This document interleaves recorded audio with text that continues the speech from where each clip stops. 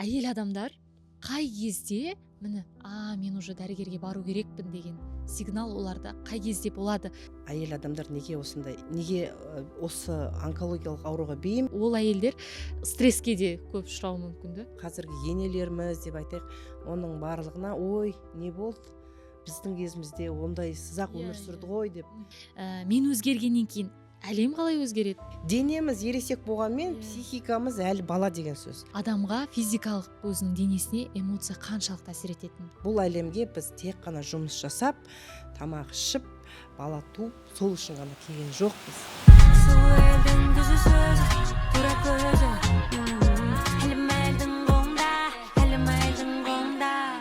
Мама тайм.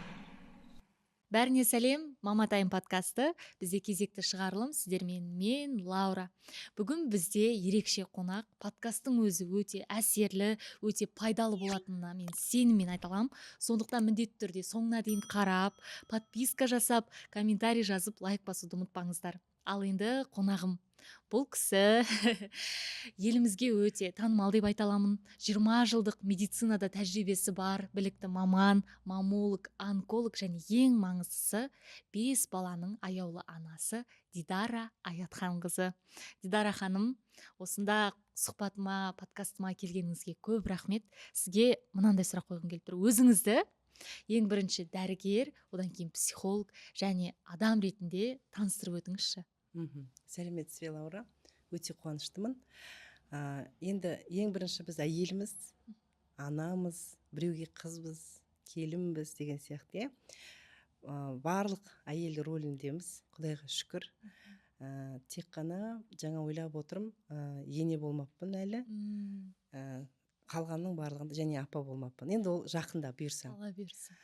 Екінші, 20 жылдық тәжірибем бар. Дәрігермін, жалпы әйелдер саласында қызмет жасадым, одан кейін онкология саласында, жалпы әйелдер дәрігермін деп айтсам болады. Сосын 20 жылдай қызмет атқарғаннан кейін, жалпы жанұялық өмірде болсын, психологияны зерттеп бастадым, өйткені онсыз қазіргі өмірде мүмкін емес. Өйткені әйелдің аурулары да психологияға байланысты, жанұяда қандай да күйзелістерде сол психологияға байланысты, сол психикада болып жатқан қандай да бір күйзелістер біздің физикалық денеміздің ауруларын алып келеді. Сондықтан екеуін теңдей ұстамасақ, біз адамға толыққанды көмек көрсете алмаймыз. Дұрыс айтасыз. Енді қараңызшы, қазіргі қазақ әйелдерінің, өзіңіз енді медицина саласында жүргендіктен, қазақ әйелдерінің арасында ең жиі кездесетін аурулар туралы айтып өтіңізші. Енді әйелдер арасында ең жиі кездесетін аурулардың бірі жатырда және сүт безінде неше түрлі миома, сүт безінде фиброаденома, мастопатия деп айтады, халық арасында. Және қандай аурулар? Енді онкологиялық аурулардың арасына келетін болсақ, онда ең бірінші орында сүт безінің рагы тұр. Одан кейін жаңағы жатыр мойнының рагы, ары қарай кете береді.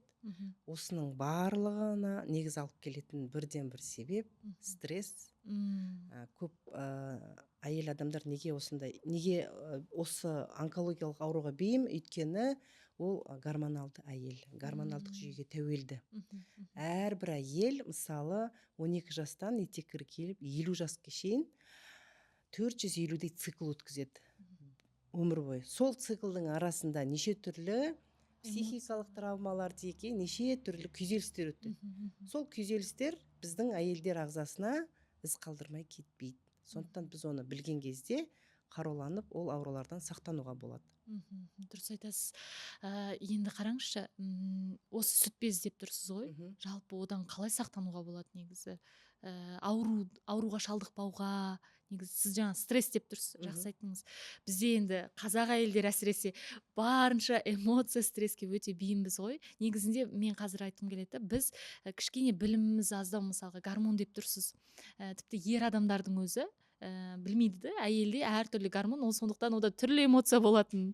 Жаңағы мынандай бір жағдай кезінде ол өте қатты жылауға бейім болып, настроениесі көңіл күйі болмауы мүмкін. Ал емізетін әйелде мүлде бөлек, босанған әйелдің состояниясында мүлде бөлек деген секілді. Ал енді осы жерде мен сізге мынандай сұрақ қойғым келіп тұрды. Жалпы сіз айтып тұрсыз ғой, осы дұрыс соны бақыламау қаншалықты жиі қандай ауруларға алып келуі мүмкін деген секілді. Енді қараңызшы, етеккіріміз 12 жастан басталады, иә? Мгм, Сол мгм. кезден бастап қыз баланың тамақтануы, ұйықтауы, қозғалысы, соның барлығына мән беру керек. Егер тамағында қандай да бір микро-макроэлементтердің дефициті болатын болса, сол кезден бастап қалана бастайды бізде қандай да бір ауытқулар. Одан кейін жасөспірім болып 16-18 жасқа келген кезде жыныстық жетілу дами бастайды. Сол кезде қыз балаға өте кәдімгі психологиялық тұрғыдан анасы бұрын ұят болады деген нәрселерді барлығын айтып үйрету керек.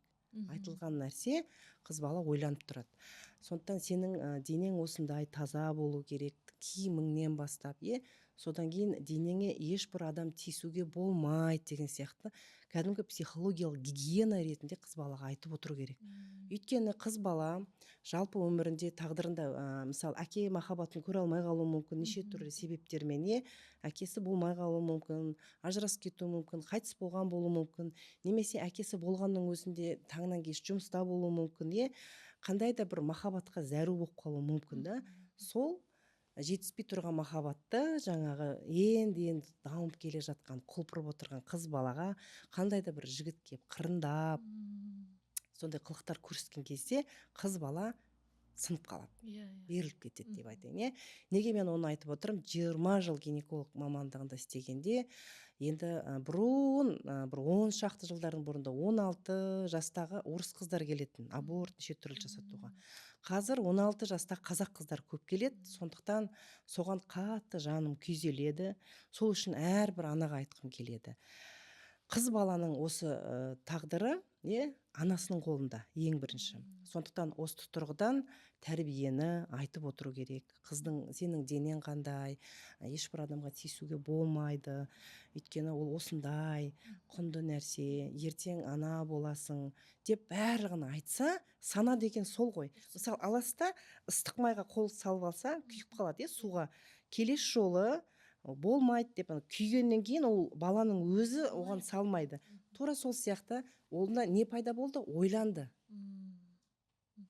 Тура сол сияқты қыз балаға соның бәрін айтатын болсақ, ертең мысалы жыныстық қатынас деген не, ол кезде қандай өзгерістер болады, эмоционалдық жақсы көру, қашықтық деген болады. Сол кезде мүлдем денеңе қанша жақсы көріп тұрсаң да ер азаматты тигізуге болмайды, тұрмысқа шыққаннан кейін ғана деген бәрібір де біздің ұлтымыздағы салт дәстүріміздегі бұл нәрселер бекерден бекер емес. Соны түсінуіміз керек. Оның тереңін зерттей бастасаң, ол жерде физикалық тұрғыдан қыз бала неше түрлі жұқпалы аурулар жұқтырып алады, ертең ол ана болу болмау қаупі болады. Трубалары жабылып қалады, бітеліп қалады, болды. Неше түрлі гормоналдық өзгерістер пайда болады, сол қабыну процестерден кейін бедеулікке ұрынуы мүмкін. Ал екі қабат болып қалса ше, ол қыздың денесі әлі дайын емес, содан ол түсік тастатады, ол түсіктің өзі қалай өтеді. Яғни ол қыз баланың көп нәрсені білместіктен, оны тек қана ерте жарықтан қыз балаға айтып отыру керек анасы. Расында да аналар қандай? Біздегі мысалға айтайыншы, аналар өз білмеймін, ондайдан қысылады ма, ондай әңгіме болмайды негізінде. Сіз қазір айтып отырсыз ғой. Мен ойлаймын да, жастар арасында да, мен енді өзімнің басымнан айтатын болсам да, тіпті ол дүние болған кезде де айтуға ұяламыз да. Ол мен ойлаймын керісінше, сіз жаңа айтып отырсыз, біз соған аса көңіл бөлу керекпіз. Кейін үлкен проблемаға. Қазір тіпті мынау ғаламтор, Инстаграм, неше түрлі соцсети дейді ғой, солардың бары дамып кеткен кез ғой. Сондықтан ақпарат өте көп. Неше түрлі қыздар шығады, әдем киініп, соған қарап жасөспірімдерде бір өзіне көңіл толмаушылық пайда болады. Қазір жалпы мына Америка құрама штаттарында көп зерттеулер жүргізіп, балаларда депрессияға ұшырайтын жасөспірімдерде көбейіп кетті деп, оларды мысалы мына телефоннан рұқсат бермеуге дейін сондай заң қолданып жатыр. Неге? Өйткені олардың эмоционалдық деңгейі әлі қалыптаспаған. негізі жаңағы бала тәрбиесі деп айтып отырсың ғой. Сол бір қызымда, бір 12 жасар қызымда бір ерекше мінездер пайда болды. Жаңағы қатты сөйлеу, жаңағы бірдеңе десем ұрсып жіберу. Сол кезде өзіміз әкесі екеуміз шок болдық. Мәссаған, бұл не? Сонда бұл бізбен былай сөйлессе, сыртқа шықса не болады? Басқа үлкен, ну, бізде былай ғой, үлкен кісіге қатты сөйлеуге болмайды, ұрыспақ түгіл. Мә деп біз ұяламыз ғой, бұл біздің ішіміздегі сезіміміз. Содан папасы олай болмайды деп ұрсады. Мен айттым, жоқ, ер азаматтың қыз балаға ұрысқаны дұрыс емес. Дегенмен де бірақ қыздың әрекеті өзімді де жаңағы не істеп жатыр, таңғалдырып жатыр. Мен қанша психолог болсам да, мен бірақ балалар психолог емеспін.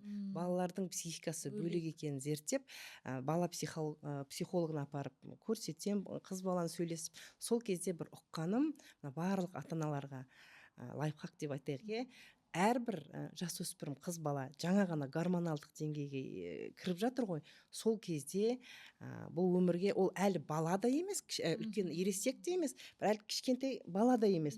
Соның ортасында жаңағы переход болып жатыр да, өту. Сол кезде плюс гормондар қосылады, плюс неше түрлі эмоциялар болады, жанұяда болады, мектепте болады, жаңа неше түрлі буллингтер болады деген сияқты. Сол кезде ана өзінің жаңағы қыз баланың эгосы бәрі оянады ғой. Сол кезде ол өзін қорғау мақсатында жаңағы, или кейбіреулер қыз балалар тұйық болып жабылып қалуы мүмкін. Сөйтіп, сұраған кезде маған айтты, қыз баланың жалпы жасөспірімдердің мына алғашында эмоциялық деңгейі жаңағы лобная доля дейді, сол қатты дамиды да, ол өзін игере алмайды дейді. Кәдімгі аттың үстіне шауып келе жатқандай деп елестетіп көріңіздер. Сондықтан аттың үстінде шауып келе жатқан қыз баланы ұрысқан кезде құлап түспей ма? Сондықтан өте олардың психикасына, қалай айтсам екен, нәзік түрде қарапайым сөйлесіп үйрену керек. Ол қыз бала ұрысып жатса, онда оның ішінде бір наразылық бар, түсінбеушілік бар. Сол үшін керек болса психологқа барып, болмаса өзің түсінуге тырысып, қандай да бір әрекет жасау керек. Десем деп отыра беруге болмайды. Ол кезде біз баланың психикасын толықтай бұзып аламыз. Сөйтіп, жаңағы қыз баламды соны түсінгеннен кейін мен басқаша қабылдадым. Содан бер қыз балам мүлдем ондай әрекетке бармайтын болды. Қандай әрекет жасадыңыздар? Жоқ, мен жай ғана түсіндім. Оның қалыпты нәрсе екенін түсіндім. Қабылдадыңыз ғой сіз оны. Қабылдадым. Ол уақытша екенін түсіндім. Ол оған көмектесу керек.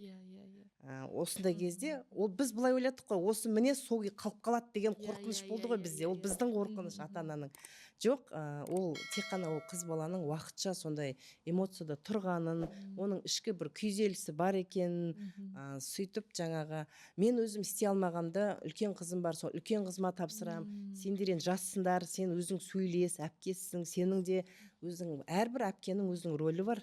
Сол кішкентай сіңіліңмен сөйлес деп сөйтіп әпкесімен сөйлесіп, әпкесі бір видеолар көрсетіп, адам өміріне жауапкершілікті өзі алу керек, бәр нәрсені ата-ана саған бере бермейді, ертең осылай болады деген сияқты тәрбиелеген өзі. Содан қызым да өзгерді, солай, өзгерістер солай болады. Тек қана түсінген кезде проблема жоқ болады. Андай дос бола білу керек дейді ғой. Именно сол подростковый возрасттарында сырлас дос бола білу керек дейді. Біз керісінше бастастағымыз келеді, ұят болады деп, естімейміз. Ол айтқанды көрсетеді әрекетімен, бірақ біз оны естімейміз. Сол қыз баланың өзінің психикасы, ол өзінің сезімін проживать етіп өмір сүру керек. Сонымен бірге анасы соның сезіммен бірге өмір сүру керек. Соны ешқашан ата-аналар ұмытпаңыздар. Өйткені, егер ол қыз бала енді қалыптасып жатқан кезде өзінің сол эмоциясын проживать ете алмай қалса, әкесінің, анасының мейірімін, махаббатын, түсінігін ала алмай қалса, ол қыз ертең бәрібір оны шығарады. Кімге шығарады? Күйеуіне шығарады. Күйеуіне шығарады, сосын күйеуі түсінбейді. Бәрін істеп жатқан сияқты қолынан келгенше, анау әкесіне, анасына еркелеген сияқты өзі де түсінбейді. Оның барлығы түп сана деңгейінде қалып қалған бір непроигранный эмоциялар.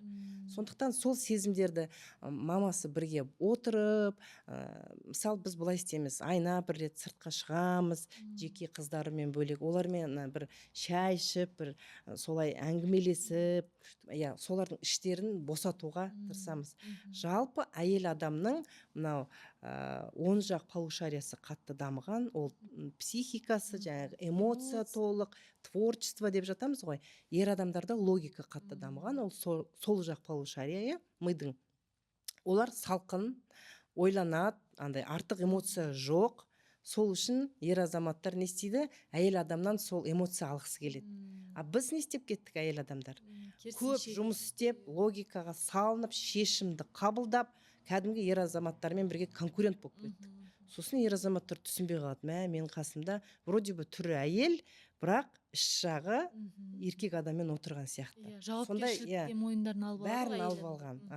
Енді жауапкершілік неге алып алған деген сұрақ, ол біздің жалпы мынау неден басталды? Біздің өзіміздің ұлтымызда, салт дәстүрімізде әйел адамда жалпы қорғау керек психикасын. Әйел адамның эмоцияда отырған кезде әрбір ер азамат бірақ нәрсе керек әйел адамда. Сен қорықпа, мен бармын деп отыру керек. Әйелге айту керек. Әйелге айтып отыру керек сол бір сөзді. Мен бармын, қорықпа. Ол әйел адам ертеңгісін көре алмайды. Көргеннің өзінде ана уайымда отырады. Бола ма, болмай ма? Оны сараптап отыратын кім? Ер азамат. Ол салқын қанды, ол 3 күндігін ар жағын ойлап отырады, есептеп. Сондықтан әйел адам күйбелеп отырады да. Сол кезде жалғыз бір нәрсені айту керек. Мен бармын, қорықпа. Әйел адам қорқып отырады. Өйткені эмоцияда біз толқып отырамыз. Соны ғана білген ер азаматтың миы тыныш болады. Сондықтан ер азаматтар сіздерге өте керек лайфхак деп ойлаймын. Бір, екіншіден, әйел адам ішінен эмоциясы толып кеткен кезде, ол бір жерден шығу керек. Ал эмоция қайықтан шығады? Ол ауру болып шығатын шығар деп ойлаймын. Жоқ, ол физиологиялық шығатын жері бар ғой. Мысалы, біз тамақты ішеміз ауызбен, шығады ғой бір жерден. Физиологиялық тұрғыдан дәрет болып шығады, дұрыс па? Тура сол сияқты біздің психикаға көзбен, құлақпен кірген, естіген дауыстар, әңгімелер, көзбен көрген әрбір зат миға барып қонады, ақпарат болып өңделеді. Одан кейін ол шығады ғой, қай жерден шығады? Міне екеуміз сөйлесіп отырмыз. Тілмен дейсіз ғой, тілмен шығады. Сондықтан анау айтып жатады ғой, әйелдің тілі ащы болып кетіпті деп. Неге ащы болып кетті? Өйткені жаңағы тыңдалмаған, жиналып қалған эмоциялар. Не істейді ол? Жиналып қалған, жуылмаған, тазармаған нәрсенің бәрі көгеріп, бұзылмай ма? Тура сол сияқты уланып қалған. Әйел адам психологиялық тұрғыдан уланған кезде соны шықпай қалса, ол ауруға болады. Сондықтан ол психикасын сондықтан ер азаматтарға жай ғана әйелін бір 10-15 минут шай ішіп жатқанда тыңдай салу керек. Келсем. Құлағын жауып қойсын даже, до конца тыңдамаса да. Оған ер азаматтарға шыдамы да көп адамдарда жете бермейді. Қойшы дейді. Бастамашы. Бастамашы деп. Сол кезде кейде әйел адамдар тыңдай салса, проблема сол жерде шешіліп кетеді. Шын мәнісінде. Сосын бір ауыз сөзі жаңағы қорықпа, бәрі болады деп. Әрине, тек қана сөзбен тойдырмау керек, бір әрекеттер жасап, психикасын тыныштандырып отырса, әйел адам енді уланбайды. Уланбағаннан кейін ауру пайда болмайды. Ал әйел адам жаңағы жасөспірім кезінен бастап айтып кеттік қой. Ете кіргеген кезінде қандай гигиена болу керек, психикалық тұрғыдан, тамақ жағынан, тәртіп жағынан, физикалық тұрғыдан. Одан кейін әйел адам жаңағы жыныстық қатынасты дұрыс бастау керек. Оның өзі өте маңызды нәрсе. Содан кейін әйел адам не болады? Ана болады. Ана болған кезде әрине 9 ай бойы сенде неше түрлі гормондардың коктейлі қаныңда айналады. Ол кезде тіпті жаңа ғана жүкті болған әйел адам жай ғана бір колготкасы жыртылып қалса да, бір қарны ашып бір жегісі келген нәрсесі болмай қалса да, соған өзінен өзі ашуланып отырады. Сондықтан сол психиканы ер азаматтар білу керек. Енді бұрынғы аналарымыз, қазіргі енелеріміз деп айтайық, оның барлығына ой, не болды? Біздің кезімізде ондай сызақ өмір сүрді ғой деп. Енді әр адам өз кезін ала берудің қажеті жоқ, ол өткен шақ. Қазіргі шақпен мүмкін болғанша ұштасып жүру керек. Біз де үлкен адамдардың тәжірибесін алып, сіз қазір мысалы мен шақырып, тәжірибемін алып отырсыз, тура сол сияқты бізде үлкен адамдар жастардың жаңағы трендмен дейміз ғой қазіргі тілмен ұштасып сонымен бірге ұласып жүруіміз керекпіз. Қатып қалмауымыз керекпіз. Біз қатып қалатын болсақ, болды, қатқан нәрсе тез сынып қалады. Сол сияқты бір-бірімен мен сізді бөліп жіберейінші, қараңыз. Енді былай ғой, біз өзіміздің анамызға, жаңа сіз айтып жатсыз ғой, үйреткіміз келеді. Қазір мама бұлай жаңағы депрессияға кез келген нәрсеге нервтете беруге қажет жоқ. Мысалға бұрынғы кісілер білесіздер, еңбек қандай бір қара жұмыс істесем ғана мен ақша табамын деп ойлайды. Мен соны мысалға анама түсіндіргім келеді. Мам, сіз керісінше өзіңіз негатив болмай, өзіңізге ұнайтын іспен айналыссаңыз, сізге ақша өзі-ақ келеді десем, қиялдама деген секілді айтады ғой. Ол кісілердің психикасында жалпы мен біраз кітапты оқығам, сол кездерде жазылған, оларда состояние выживания, оларда тек қана қара жұмыспен сен күн көресің деген түп санасындағы бағдарлама. Ол бағдарламаны сіз суырып алып тастай алмайсыз. Өкіметте жұмыс істеу керек, өкіметте істемесең аш қаласың деген сияқты неше түрлі. Өкіметте істеу керек, тәжірибе алмасу керек, мен оған қарсы емеспін. Бірақ өмір бойы байланып отыра берудің қажеті жоқ. Әрбір адам сояқтан өту керек деп ойлаймын. Бірақ жаңа ауыр жұмыс деген нәрсе біздің түп санамызда қалыптасып қалған нәрсе. Сонымен жұмыс жасау керек. Онымен жұмыс жасайтын арнайы басқа техникалар бар, ол басқа әңгіме. Сондықтан жеңіл жұмыс бар, оңай. Бұл әлемге біз тек қана жұмыс жасап, тамақ ішіп, бала туып, сол үшін ғана келген жоқпыз. Бұл әлемде Алла тағала бізді керемет қылып жаратқан, біздің бойымызда өте көп талант бар, қасиет бар.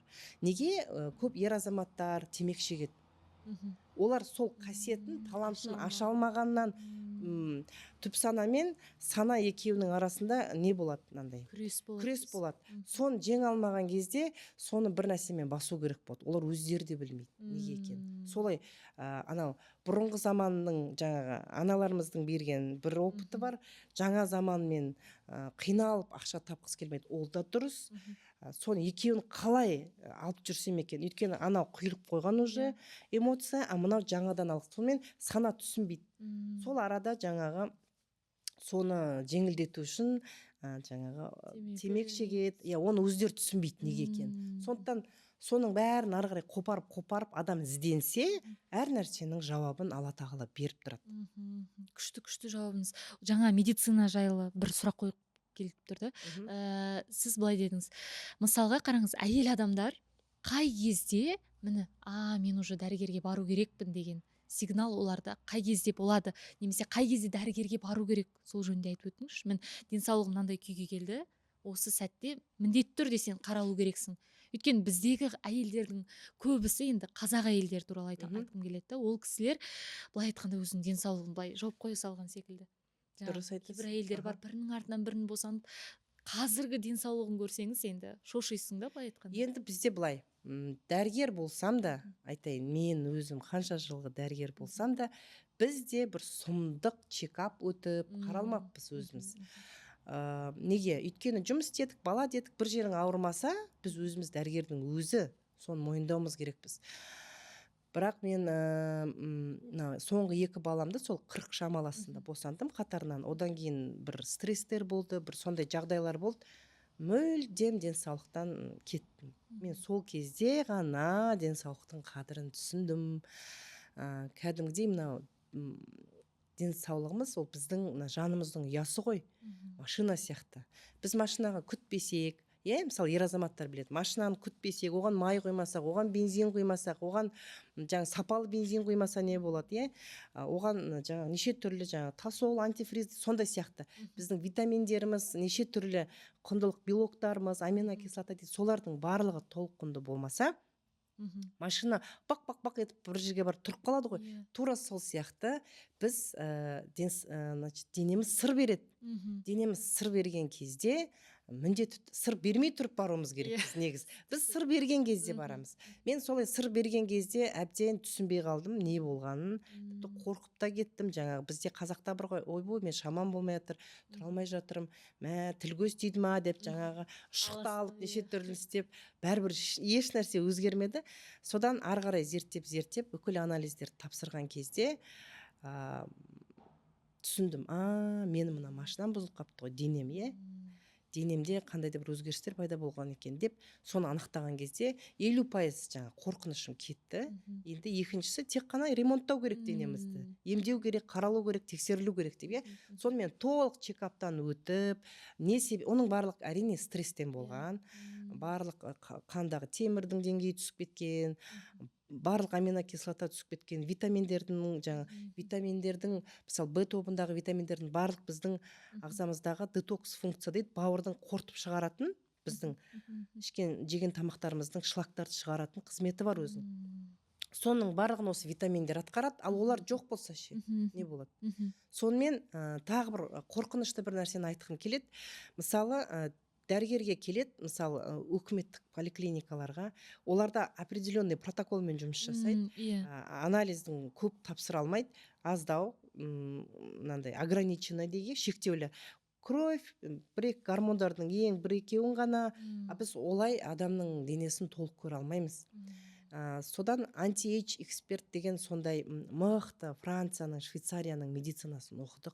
Әрине, оны оқу үшін өте көп қаражат керек, өте көп ми керек, оны барып, оны түсіну үшін. Қаражатты былай қоя тұрғанда. Сонда сол жерден мен түсінгенім, біздің ағзамыздағы барлық биохимиялық процесстерді сондай керемет қылып жаратып қойған Алла тағала. Сонда жаңа ұстазымыз айтады ғой, боженька знала, что эти люди все испортят дейді. Жаңағы неше түрлі жол, былай болмаса былай, былай болмаса былай деп, жаңағы барлық біздің ағзамыздың, асқазанымыздың, ішегіміздің қалай жұмыс жасайтын барлығын жаңағы жіліктеп тұрып айтып береді. Содан соны оқып, денсаулығымды сол арқылы түзеп алдым.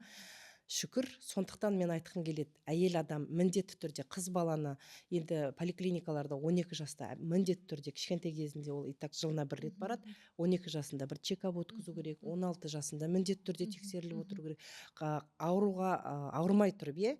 Содан кейін тұрмысқа шығардың алдында ол міндетті түрде, неге өйткені ертең бала боламыз, е. Сондықтан организм барлығы толыққынды резерв тұру керек.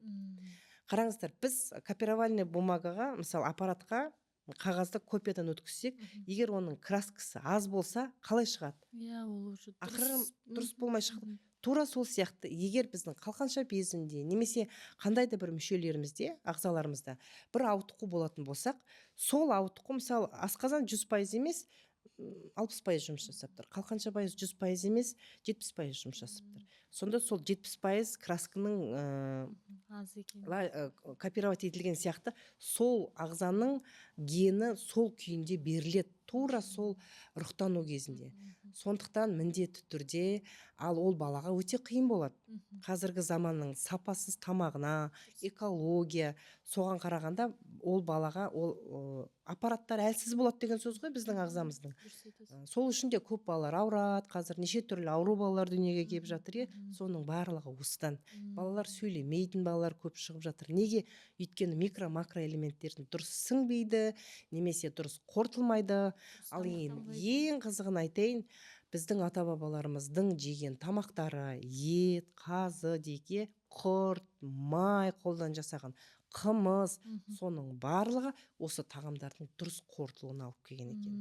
Жаңағы бізде бифидобактерия, лактобактерияларды беріп жатасыңдар ғой сендер балаларың ауырып қалғаннан кейін. Жаңа антибиотиктен кейін соның барлығы біздің міне құрттың құрамында, ірімшіктің құрамында, айранның құрамында, қымыздың құрамында живой бактериялар. Өйткені сіз қазір бактерияның, мысалы, бифидобактериялардың тірі екенін, олардың сіздің ағзаңызға жұмыс жасайтын білу үшін сіз бір стикерін алыңыз да, мысалы, или бір капсуласын жылы сүтке үйтіп көріңіз. Таңертең жылы орамалға орап қой. Егер ол ұйып тұрса, ол сапалы деген сөз. Жай ғана бір лайфхак. Өйткені қазіргі заманда қазақтардың өте бір керемет қасиеті бар. Қандай қасиеті бар? Коммуникацияға жақсы барады, туыстармен, таныстармен жақсы араласады. Соны пайдаланып па, бүкіл әлем өзінің баттарын енді кіргізген ғой Қазақстанға. Содан жаңағы айтып атқаным, поликлиникадағы дәрігерлердің ограничениесі аз, бір-екі дәрін береді, адамдар результат алмайды, бірақ жаңағы неше түрлі сетевой компаниялар дамып кеткен. Әрине, олардың көп баттарының құрамында неше түрлі витаминдер қосылған. Сол витаминдерін ішкеннен кейін әрине дұрысталады ағза. Бірақ оның ішу өзінің сен біліп тұрып ішкенің дұрыс та. Білмей тұрып біз өзімізге дәрігер болып кеттік. Сөйтіп бір көп нәрсені құртып алуымыз мүмкін. Өйткені адамның ағзасы ол кәдімгідей жүйе. Дұрыс айтасыз. Жаңа осы жерде сіз айттыңыз ғой, өзіңіздің стресске ауруыңыз стресстен болған. Енді осы жерде айтыңызшы, мысалға адамға физикалық өзінің денесіне эмоция қаншалықты әсер ететін, яғни оны қалай ол ауруға алып келетіні жөнінде айтып өтіңізші. Енді қараңыздар, эмоция, мен жаңа айттым ғой, кішкентай кезінен ол эмоция болған, біз тірі адамбыз ғой, дұрыс. Бірақ ол эмоцияны біз дұрыс бойымыздан басқара біліп өткізуіміз керекпіз. Ал біз не істейміз? Бір нәрсеге ренжиміз, түсінбейміз, ішімізде түйіп үндемей қаламыз. Ол жиналады. Сосын кейін ол эмоция не істейді? Ол неше түрлі гормондармен.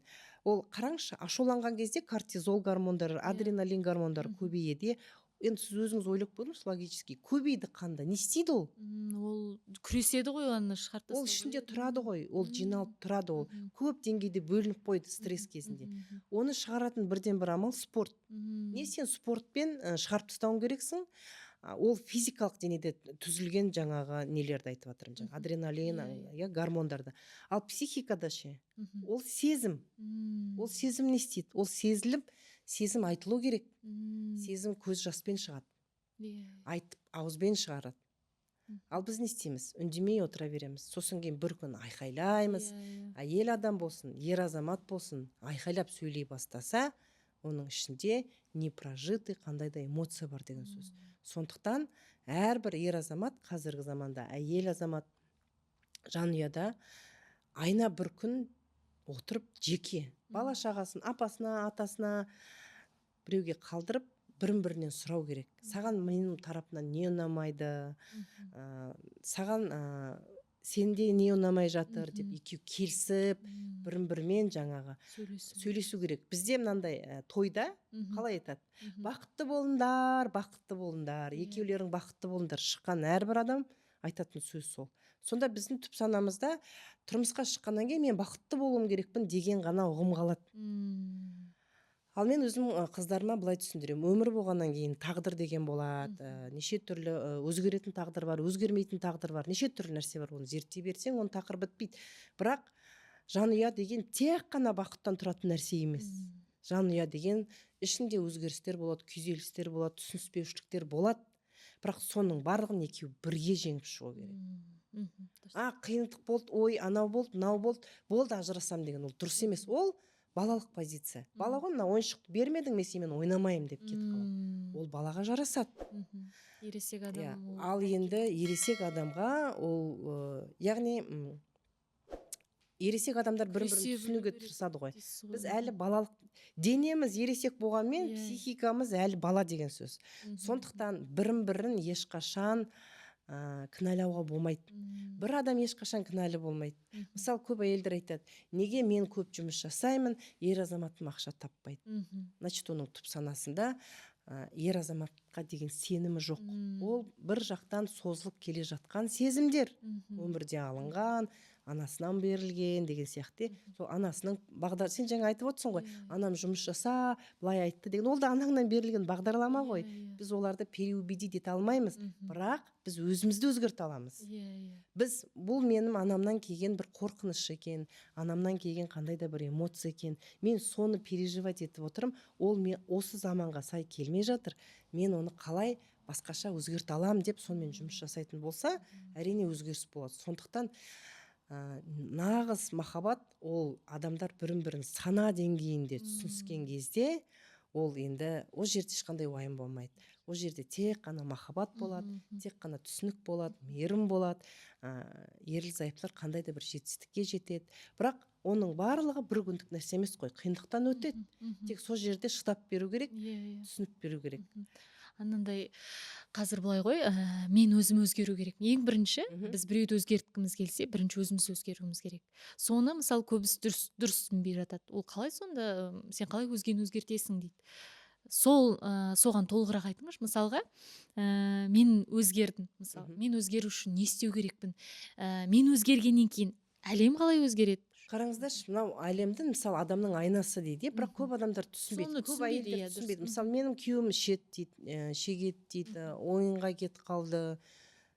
Ал өзінен сұрасаң, өзі сап-сау дұп-дұрыс адам сияқты. Адам неге басқа әлемге кетіп қалғысы келеді, ер азамат? Жаңағыдай түсінбеушілік болған кезде анау реальностьті көргісі келмей кетеді. Ішкен кезде бұл реальностьті ұмытылады ғой. Немесе ойын ойнаған кезде бұл реальностьтен кетіп қалады.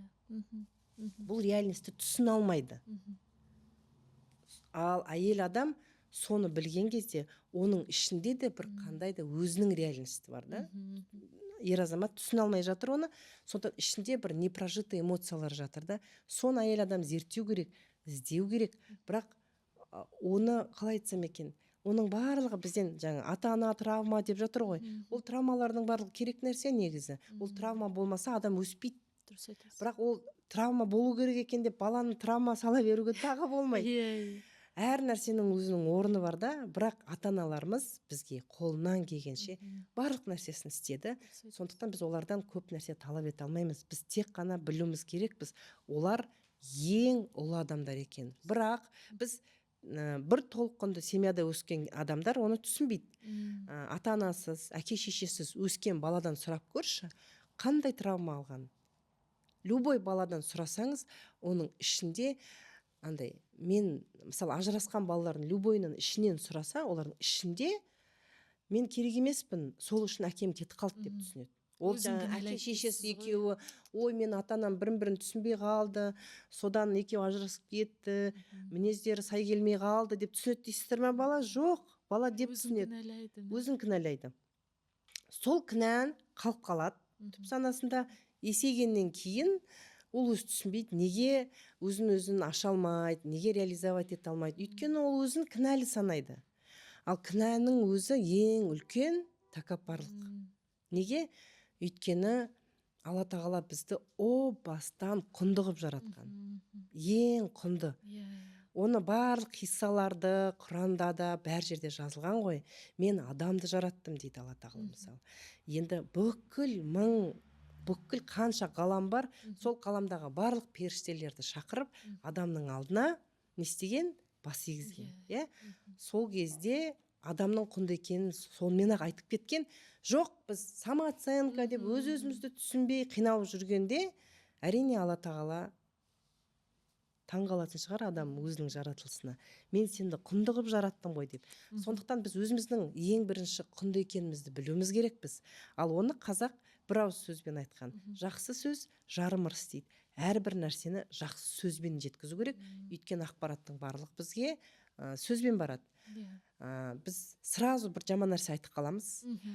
Жаман нәрсеге ми қалай реакция береді? Біздің ми эволюционно дамыды ғой. Ми бізді қорғау үшін, мысалы, бір жаман ақпарат естіп қалса, соны тез айтып бір-бірімізге, жер сілкініп жатыр, мына бүйтіп жатыр деп тез айтып кетеміз. Неге? Өйткені бізде защитный рефлекс, қорғану керек. Ми бізді қорғау үшін істеп тұрған нәрсе. Осыны біздің қазақ білген. Мидың жұмысы гормондық жүйеге болсын, толқып тұратын. Сол үшін жақсы сөз жарым ырыс деген, адам ашуланып тұрған кезде, қандайды бір кезде тек қана жақсы сөйлеу керек. Өйткені сен жақсы сөздің жартысы сенің ырысың да. Ал біз жаман сөйледік, ол ми соған қорқады, дағдыланады. Қорқыныш деген қайдан пайда болады? Содан ғой. Кішкентай баланы әй деп қорқытамыз. Қараңғы бөлмеге тығып қоямыз, анау бабай келіп алып кетеді дейміз. Содан балада қорқыныш сезімі пайда болады.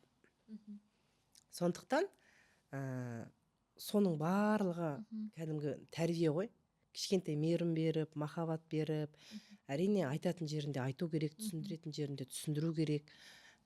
Арасында әке деген бір рет хайт деп бір дауыспен айту керек.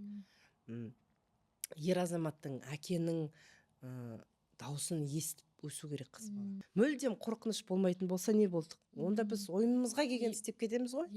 Сондықтан әр нәрседе баланс болу керек. Бірақ кім баласына жаман болсын деп қорқытпайды ғой.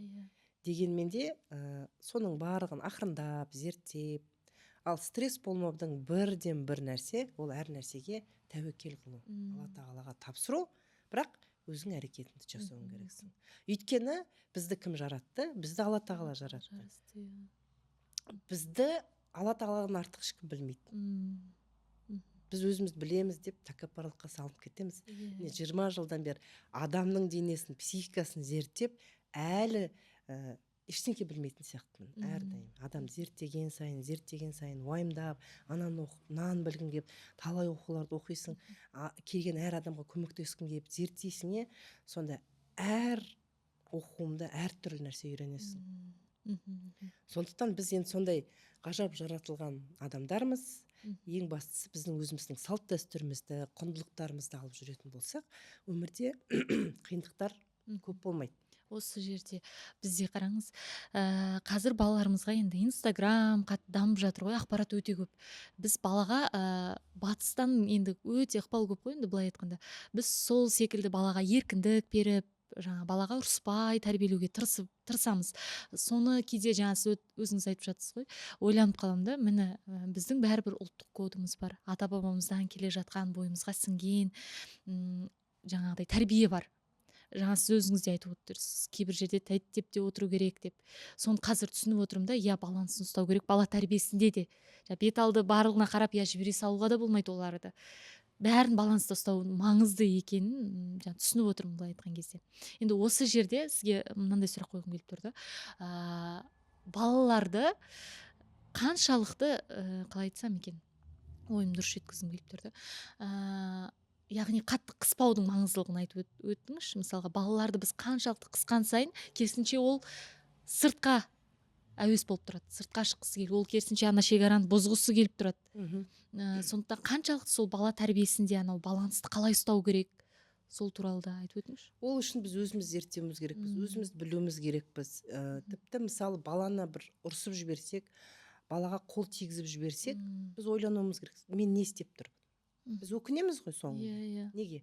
Өйткені бізді де кезінде қол көтерген, ұрған, ол нормальный нәрсе, ол біздіге. Бірақ қазіргі заманның балаларына ол кішкене қиынырақ нәрсе. Басқа поколение. Қабылдау, Сондықтан біз бұларды психикасын сындырып алмай, бірақ шектен тыс нандай воля беріп тастап, оны бұзып алмау үшін не істеуіміз керекпіз? Баланс ұстау. Біз негізі батыс деп көп не істеп кетеміз, басқаларға еліктеп, жоқ, сылтау айтып кетеміз. Шын мәнісінде біздің өзіміздің салт дәстүріміз тұр ғой. Дәстүрімізде қалай тәрбиелеген балаларды. Мен жалпы мынау ұлы адамдарды қалай тәрбиелеген, соны көп зерттегенмін. Неге? Өйткені о бастан әйел адам баланы дүниеге келтірген кезде ерлі зайыптылар белгілі бір миссиямен ойлану керек та, мен қандай баланы дүниеге әкелгім келеді? Запрос болу керек. Саналы осындай баланы бұл әлемге, елге, өзінің жұртына, әулетіне қызмет жасайтын, пайым парасатты, ақылды, сондай азамат немесе қыз бала бұл дүниеге келсін деген ниет болу керек. Ниет дұрыс болу керек. Ол ниет қойылғаннан кейін білім болу керек. Ол баланы қалай тәрбиелеу керек. Ол Құранда да жазылған, біздің салт дәстүрімізде де берілген. Соларды зерттеуіміз керекпіз. Бізді қалай тәрбиелеген? Мысалы, қараңыздаршы, мен жаңа Санжар Керімбайдың да біраз кітаптарын оқыдым, қиссаларын оқыдым. Сондай керемет, ғажап та, өзің ана ертегі әлеміне түсіп кеткен сияқты. Қиял нәрсені кішкентай кездерінде бала қиялға сенеді. Неше жас кешен қиялға сенеді? Бұрын 12 жас кешен сенетін. Қазір 12 жастағы қыз балаға Санта Клаус келеді десең, Аяз ата қалдырып кетеді десе, сене ма? Сенбейді. Қазір 9 жасар бала уже оны біледі. Өйткені ақпараттың бәрі беріліп жатыр. Сондықтан ертерек 6-7 жасынан балаларға кітапты бірге оқу керек, сол қиял әлемін түсіндіру керек. Бізді жаратқан күш бар, ол күшке қалай сену керек, ол қалай бізге әсер етеді деген қиял деңгейінде жеткізу керек та. Мысалы, бір қиссасында былай жазған: періштелер адамды жаратты дейді да, сосын барлық періштелер адамды көріп үлгермей қалады екен да, сосын періштелер айтады екен: мә, сенің бұндай керемет жаратылысыңды көргің келеді, Алла тағала қалай көреміз дейді да. Сол кезде деп айтады: мен бұл адамдарды жер бетіне жіберем, сол кезде көресіңдер дейді. Қалай көреміз? Жаңбыр жауады дейді, әрбір тамшысымен бірге түсесіңдер, сол кезде адамзатты көресіңдер дейді. Сөйтіп енді қызық қой енді балаға сөйтіп айтсын. Сосын қанша жаңбыр жауады, бүкіл әлем бойынша. Содан айтады, бәрі жаңбырды санап шықтық, біз бәріміз көре алмайды екенбіз дейді. Періштелер соншалықты көп. Сосын кейін айтады, қыста қар жауады дейді. Мен жаңбырды қарға айналдырамын дейді. Соның қардың әрбір түйірін сендер жеке қолдарыңа алып түсесіңдер дейді.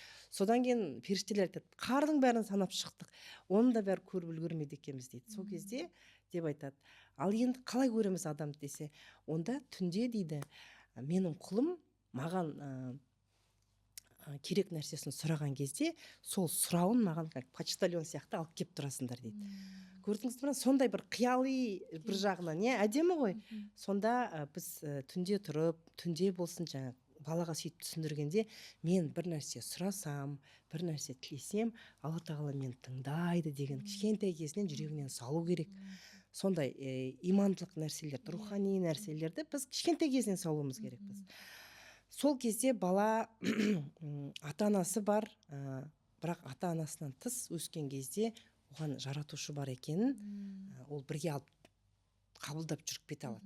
Мен кішкентай кезімде әпкем деп айтатын, сен ұрлық жасайтын болсаң, сені мынандай камерамен түсіріп тұр, сосын кейін Алла тағала сені көрсетеді, біздің алдымызға отырғызып қойды деп. Сол компьютер ойлаймыз ғой сонда үйде. Мә, Құдай қазір мені камерамен түсіретін болды ғой деп сөйтіп жаңағы ойланасың да, уже анандай жаман нәрсеге бармаудың амалы ғой енді. Қорқақтайсың, ертең ұят болады деген сияқты. Содан басталады. Әйтпейінше ұят болады деген, мынау ұят болады деген бала түсінбейді. Сіздер 9-12 жасар баладан ұят болады деген не екенін сұрап көріңіздер, кейбіреулер жауап бере алмай қалады. Сондықтан жаңағы сияқты нелермен, қиссалармен, кітаптарда бәрі жазылған. Соны қазір өзім оқыған кезде мен таң қалам ғой. Неше түрлі ағылшын, анау-мынау деп баланың басын қатырмай, осындай қызық нәрселерді тыңдату керек. Ол үшін сен өзің оқуың керексің, өзің білімді болуың керексің. Содан мен бір немде жаңағы Алпамыс батыр туралы жаттатам ғой. Сол кезде жаңағы мың жылқы, шұрқырап жатқан мың жылқы, несі атқа мінбеген деген, кәдімгідей уже адам мінбеген мың қырғын жылқылар ғой. Соны балаларға жаттатқан кезде маған мынандай бір ой келді. Кішкентай кезінде осындай дастандарды, Алпамыс батырлар бәрін жаттатқан кезде, біріншіден баланың миының несі кеңейеді, мегабайты кеңейеді дейді, қазіргі тілмен. Содан ол кеңею үшін, екіншіден түп санасында байлық отырады.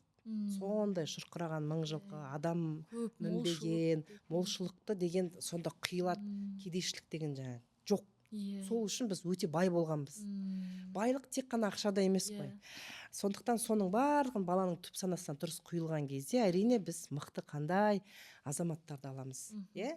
Абай сияқты тұлғаларды, Қаныш Сәтбаев деген сияқты, енді мықты тұлғалардың барлығы осындай, солардың өмірін зерттеген кезде, осындай периодтардан өткен, осындай тәрбие алған, анасынан осындай тәрбие алған, әкелері осылай тәрбиелеген дегенді, біздің қазір азаматтарда тек қана әйел емес, азаматтарда екеуде екі жақтан тәрбиені беру керек. Екеуде екі жақтан бала үшін жауапты. Бірақ әйел адамда жауапкершілікті беріп қойған. Не үшін? Ана баланы тәрбиелеу үшін. Сол үшін біз соны ұмытып кетеміз да, басқа жақтың жауапкершілігін бірге іліп кететін жаман жеріміз бар. Одан кейін ол жаңағы семьяны асырау деген сияқты анау мынауға. Ал сыртқы дүниенің жауапкершілігін ер азаматтарға берген. Сондықтан әр адам өзінің территориясын дұрыс алып жүретін болса, негізі анандай ұрыс-керіс ондай болмайды. Өз рөлдерінде болса. Өз рөлдерін білу керек та, бірақ енді әйел адам отыра алмайды, сыртқа шыққысы кетіп бара жатса, оны екеу келісу керек та, мен мынандай жақта былай істесем, көмектесіп жібересің ба деп. Бірақ әйел адам кәдімгі табыскер болып, ер азаматты асырауға болмайды. Ол кезде ер азаматтың энергиясы түсіп кетеді. Қабілеті түсіп кетеді, ашылмай қалады. Ер азаматтың логика ғой, ол шешім қабылдаған сайын оның ары қарай несі дамы береді, потенциалы дамы береді. Сол кезде мүмкіндік келе береді. Ал әйел адам өзінің творчествомен, білім жаңағын барлығын жинау не үшін мен осының бәрін оқыдым? Балаларым үшін. Бір өзім үшін емес қой. Бір маған көп нәрсе қажет жоқ. бірақ осыларды зерттеу барысында мә деп таңғаласың. Сосын кейін осындай таңғалған қалың білімді не істегің келеді, шығарғың келеді, айтқың келеді. Өйткені сіздер сияқты жастар осыны білсе, қазіргі ұрпақты дұрыс тәрбиелеу керек. Ал телефонға келетін болсақ, мүлдем 12 жасқа шейін балаға телефон беруге болмайды. Өкінішке орай, қазір аналар бере салады, мынандай тыныш отырсыншы деген мағынада. Ол баласының миын, физикалық миын, менталдық миын барлығын қалай құртып жатқанын өздері білмейді. Бала кәдімгідей зависимость пайда болады. Дофаминовый зависимость дейді, анандай қысқа нәрселер тез жылтыраған, жүгірген, жыбырлаған нәрселерді көргісі келеді. Біздің кезіміздегі мультфильмдер қалай болды? Асықпайды, ұзақ. Ну погодидің өзінде де мынандай асықпай көресің. Қазіргі мультиктерді көріңізші, жыбыр андай өте анандай нервке тиеді біздің, ал ол баланың нервісін кәдімгідей жұлып жатыр ғой. Ертең бала еш нәрсеге қанағаттанбайтын болады. Анағанда қанағаттанбайды, нағанда қанағаттанбайды. Сосын кейін не істейді? Бұл өмір қызық емес екен де, жаңа виртуальный мирға кіріп кетеді. Сондықтан мүмкін болса 12 жасқа шейін бұл әлем бойынша дәлелденген. Мен әр сөзімді ғылыммен байланыстырып айтам, және салт дәстүрмен байланыстырамын. Былайынша өзім еш нәрсені ойлап таппаймын. Егер бір ой шығып кетсе, оның барлық кейде Алла тағаладың өзінен берілген ой болады. Сондықтан соның барлығын ара жігін анықтап отырсақ, біздің салт дәстүрімізді дұрыс сақтанып отырсақ, мына ғылыми трендтерді зерттеп біліп отырсақ, онда біз балаларымызды дұрыс тәрбиелей аламыз. Телефонды 12 жасқа шейін балаға беру ол үлкен қылмыс деп санау керек. Өйткені ол ата-ананың жауапкершіліктің жоқтығы. Мен телефон бермес үшін не істеймін? Аптасына демек қойын, енді 2 аптада бір айына бір ойыншықтар алып берем. Қаражатың кетсе де баламның психикасы сау. Әйтпесе олар бірдеңемен айналысу керек. Олардың энергиялары, митохондрия дейді, бұлшық еттерінен бөлінетін энергиялар өте мықты. Сол үшін айтады ғой, бір бала бір кемпірді өлтірген. Өйткені оларда энергия өсіп жатыр ғой организм. Солай өсу керек, клеткалар бірін-бірімен тез бөлініп. Сол энергияны шығару керек. Оны шығаратын бірден бір нәрсе міндетті түрде баланы күнге шығару керек. Таңертең күнге далаға шығаратын болса, жаңағы серотонин деген гормон бөлінеді. Ол алатта, ол мелатонинге айналады. Егер күндіз күннің көзін көрмеген бала түнде ұйықтау қиын болады. Сондықтан қандай да бір спортқа бересіз ба, далаға шығарып ойнайсыз ба, бір адамды жалдап қоясыз ба қарауға. Бірақ сол нәрсесі мықты болу керек. Ең бірінші, менің өзім түсінгенім. 5 баланың анасы ретінде менде де көп қателік жасадым. Менде де прямо керемет бәр нәрсе деп айтпаймын, бірақ сол қателікті мен басқа сіздер сияқты жас аналар қайталамасын деймін. Бірінші баланың тамағы толыққынды болу керек. Мына пакетированный неше түрлі даладағы дайын тамақтарды алғанды тоқтату керек. Мынау жеміс-жидек береміз ба, өзіміздің елімізде өскен алма, солардан жаңағы пюре жасап, соны беру керек. Пюре бергің келіп тұрса, жаңағы не бар, творог бар, оны содан жасап бер деген сияқты. Тәттіні көп қоспай, жаңағы финики бар, изюм бар, солардың бәрін блендерден айландырда бере бер. Натуральный нәрсені беру керек. Тамақ бір. Ұйқысы бала, ұйқысы маңызды. мейлінше баланы ерте ұйықтату керек. 8:30-9 дегенде мүмкін болғанша баланы ұйықтатып тастау керек. Сол кезде бала өте ақылды болып өседі. Егер балаңызды ақылды болып өсірсін десеңіз, ерте ұйықтатыңыз. Бір. Өзіңіз де артынша 10-10-10-нан қалыспай ұйықтап, 4-5-те тұрыңыздар. Бүкіл тірліктеріңізді үлгеріңіздер. Келісем, дұрыс айтасыз. Тамағы, ұйқысы, қозғалысы. Осы үш нәрсе, ол физикалық тұрғыдан. Ал психикалық тұрғыдан балаға мейірім, махаббат, баланы құшақтау, сол кезде окситоцин гормоны бөлінеді, бала өзінің керектігін сезінеді.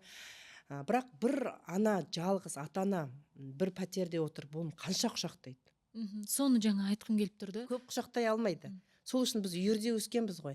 Апасы бар, көп, мысалы, келіндер ата-енесінен кетіп қалғысы келіп тұрады. Мен айтам, шіркін, сендер қандай байлықтан өздерің қашып жатқандарын білсеңдер ғой.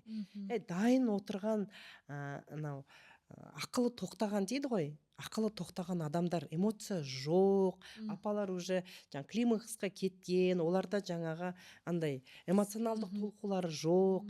Сосын кейін Алла тағаланың кереметтігі сол, апасы мен атасына әке шешеден артық мейірім беріп қойған. Иә. Ол мейірім кім үшін берілген деп ойлайсыз? Немере үшін ғой, бала үшін де берілмеген оны. Бала үшін неге ондай соншалық мейірім берілмеген? Өзіңіз ойлап көріңізші. Өйткені баланы тәрбиелеу керек. Оған қатты мейірім берілсе, біз баланы бұзып жібереміз, психика. Сондықтан бала тәрбиелеуде тағы бір қызық нәрсе, әйел адам баланы шартсыз жақсы көреді. Ал ер адам шартпен жақсы көреді. Ол дұрыс. Өйткені бір соцсетте бір мынандай ролик бар. Бір кішкентай бала 1 жасар ма жаңадан басып келе жатқан бір столдың үстіне қайта-қайтадан шыққысы келіп талпынады ғой. Сол кезде мен сол видеоны көріп тұрғанда мен балаға таңғалған жоқпын. Мен ананы кім түсіріп тұр екен деп таңғалдым. Сосын кейін естісем, оны әкесі түсіріп тұр екен. Ана оны түсіре алмаушы еді. Ананың жүрегі, ана кішкентай баланың столға білмеймін 20-30 рет құлап түсіп шығып отырады ғой. Ана шыдамас еді. Мен өзім ананы көріп тұрып, менің шыдамым жетпей кетті. Сонда соңында бір неден естісем, оның әкесі түсіріп тұр екен. Көрдіңіз ба? Шартты түрде баланы жақсы көру деген, сол бала құлап жатса да, ол соған керек екенін көріп, ер азамат жүрегімен оны шыдай алады. Өйткені ол одан еркек шығарғысы келіп тұрады. Сол үшін ұл бала болсын, қыз бала болсын, ер азамат қасында болу қалай ойлайсың? Керек па? Әрине керек. Біз бүтін бір тұлға болу үшін, толық адам болу үшін, оны толық құнды екі энергия, ерлі зайыптылар бірге өсірген дұрыс. Осындай нәрселерді білетін болса, әрбір әйел ажырасам деп тұрған жіптің өзін ойланып тұрып үзеді. Өйткені жарайды, мен қазір ажырасып жатырмын, балам не болады деген, ол әкесіз өссе қалай болады деп. Менің жаңағы парақшамда әкесіз өскен баланың күш қуаты аз болады деп айтқан қаншама хейт жазып отыр. Ол шындық қой, біз шындықты мойындағымыз келмейді. Бірақ әкелер тастап кетті, әкелер өздері қарамайды деп сөйтіп айтады. Әрине, әйел адам тұрмысқа шыққаннан кейін қандай статусқа ие болады? Ол келін болады, әйел болады, ана болады, ары қарай абысын болады, кете береді. Ал ажырасқан кезде қандай рөлі қалады? Ана рөлі қалады, әйел рөлі ғана қалады. Барлық рөлін сен сомдай алмайсың кинодағыдай. Сондықтан әйел тағдан түскен кезде баланың да құндылығы кетіп қалады, өкінішке орай. Ер азаматта ондай сезім болмайды. Кетті, значит кетті дейді. Бір ерекше ғана бір ер азаматтар болады. Ол сондай энергиямен туылған, забота дейді ғой, сол балаларын тастамай алып жүруге тырысады. Бірақ көп жағдайда әйел адам, мен білем, мен өзім бағам деп тәкаппарлыққа салынып кеткен кезде ер адам түсінбейді оны. Бұл да бір ер адам ғой дейді да, оны конкурент ретінде қарайды да, қоя салады. Ал әйел адам нәзік болса, әйел адам жалынып, жаным, көмектесші деп отырса, оған мәжбүр болып отырса, оны ешбір ер азамат оны тастап кетпейді бала шағасын. Сондықтан ол ішті, ол сондай болды, ол ұрды, даже бір мынандай бар, ол өлтірейін деп жатса да, сонда шыдап отыруымыз керекпіз ба деп. Енді өлтірейін деп отырса, білесіз ба, ол полный жаңағы бейшара рөлде отырған, жертва болып отырғанда, сен соныңмен жұмыс жасасайшы, сосын ол қояды да. Ер азаматтар, білесіз ба, логикамен көп жұмыс жасағаннан кейін, қазір әйелдер деп ойлайды, неге мен оқи берем, ер азамат неге менімен бірге оқығысы. Әрине, ол бірге оқып атса, нұр үстіне нұр. Бірақ ер азамат өзінің миы ашып атқан кезде, оны бір нәрсе оқитын несі жетпейді. Ер адам стресске кірген кезде, оның вообще санасы жұмыс жасамай кетеді, дұрыс. Сіз өзіңіз ойлаңызшы, вообще мен бір кредитқа кіріп, сондай бір стресске кірген кезде адам 3 күндігін ойлай алмай қалады. И то, что ар жағындағы. Бүгінгін ойлап отырады. Одан артық ми ойлана алмайды. Оған күш қуаты жетпейді. Сана жұмыс жасай алмайды жаңағыдай. Ол сол кезде көп қателік жасайды. Сол кезде әйел адам не істеу керек? Оның қолдаушысы болу керек. Ал егер керісінше әйел стресске кетіп, сөйтіп қысқа ойға кетіп жатса, ол кезде ер азамат тоқтату керек, иығынан басып, жаным, мен бармын, мен істеймін мен істеймін, мен көмектесем. Енді скромно өмір сүріп тұрсақ та, бір гречка жеп отырсақ та, осыдан шығамыз деп ер адам талпынып бір әрекет жасаса, әрине әйел адам да тоқтайды ғой, бірақ соны айту керек. Біз не істейміз? Претензия болып өзі басы қырылып отқан кезде ұрысуға кетеміз, ал ұрысқан кезде ол істемей тұрған милардың бәрі екеуі де істемейді. Содан жаңағы бірін жау көреді. Ал біздің миымыз не істегісі келеді? Өмір сүргісі келеді. Қой құрсын жаудан құтылайық деген позицияға отырып аламыз. Содан жаңағы ажырасу процестері жүріп кетеді. Тура осы кезде мен әрдайым айтамын, жақындары, туыстары, ата енесі, ата анасы сол кезде қолдау көрсету керек жастарға. Достары болсын, қолдау көрсетіп, мейлінше осы периодты дейді ғой, қиын кезін көмектесіп жіберу керек кішкене. Өйткені кішкентай бала тай басып келе жатқан кезінде, құлап сүрінген кезде не істейміз біз? Ұстаймыз, көмектесеміз, қасына мынандай бір нәрсенің қасына тұрғызып қоямыз, өзі жағалап жүреді. Тура сол сияқты бізде жанұялық өмірде жастарда да сондай периодтан өтеді. Сол кезде қолдап жіберу керек, көмектесіп жіберу керек. Жарайды, кішкене бір апта болсын, алыс тұра тұрсын бірін-бірінен, ойлануға мүмкіндік беру керек. Бірақ біз баланың ішкі жан дүниесіне жаңағы Алланы құйып, Алла ажырасуға ең жек көретін нәрсе екенін білесіздер, соның барлығын құйып, құндылығын беріп, бірін-бірін түсінуге тырыстырып, сол қиындықтан мейлінше бірге өткізіп жіберетін болса, сол адамдар бірін-бірін соншалықты бағалайтын болады. Мысалы, Инстаграм желісінде көресіздер ғой, бір ерлі зайыптылар әйеліне машина алып беріп жатады, гүл сыйлап жатады. Ол қай уақытта? Ол сондай бір қандай да қиындықтан өтіп кеткен кезде олар бірін-бірін сөйтіп бағалай бастайды. Ал сол қиындық кезінде жаңағы не істейді? Бірін-бірін деп жатқан кезде шыдай алмай, білімсіздік. Мен деп ойлаймын, мен оларды ешбір ажырасқан адамдарды мен сынамаймын. Өйткені оларда тек қана білімсіздік болды. Ол кезде бір қолдау болмай қалды, бір мүмкіндік. Өйткені әрбір ажырасқан әйел бәрібір ішінен өкініп отырады. Бірақ тәкаппарлық көтерілген кезде оның миы істемей тұрады. Сол кезінде қолдау көрсетіп жіберу керек болды. Иә, дұрыс айтасыз. Жаңа қазір ойланып отырмын да, мысалға эмоция деп отырсыз ғой. Сіз былай ғой, бұрында біз барлығымыз жаңағы ата-апаларымыз бар, ата-енелерімізбен тұрамыз. Қазір бағанағы неге оралғым келіп тұр да. Қазір көбінесе қыздар қалай керісінше жаңағы бөлек өздері жеке квартирада, и көп қыздар депрессияға ұшырап кетеді. Мысалға жаңағы баласына күні бойы баламен оңай емес, бір балаға қарап отыру, ол деген жаңа телефон мәселесін айтып жатырсыз ғой. Бір балаға қарап отыру расында да оңай емес. Сондықтан қазір жаңағы кейбір қыздар шығуы мүмкін да. Неге жаңа соларға байланысты айтып отырмын ғой. Қиын, былай айтқан кезде. Бұрын апасы болды, атасы болды, бірге қарады. Ал қазіргі современный мамаларға оның үстіне олар мына әлемнен қалмау керек. Не болып жатқанын бәрін қарап отыру керек. Сонымен қатар баласын жауапкершілік те көп секілді. Былай айтқан кезде мен айтқым келіп тұрды. Ол әйелдер стресске де көп ұшырауы мүмкін да. Әрине. Жаңа сіз айттыңыз, стресс ол кәдімгі көп ауруға алып келеді. Сіздің бір жазбаңыздан оқып қалдым да. Бірақ сол стресс ракқа алып келеді ғой, былай айтқан кезде. Сол рактың өзін адам эмоциясын жеңу арқылы ма жеңе алады. Соны айтыңызшы, мысалы, ол қалай болады, эмоцияны қалай басқаруға болады, немесе бір қандай да бір техникалары бар ма?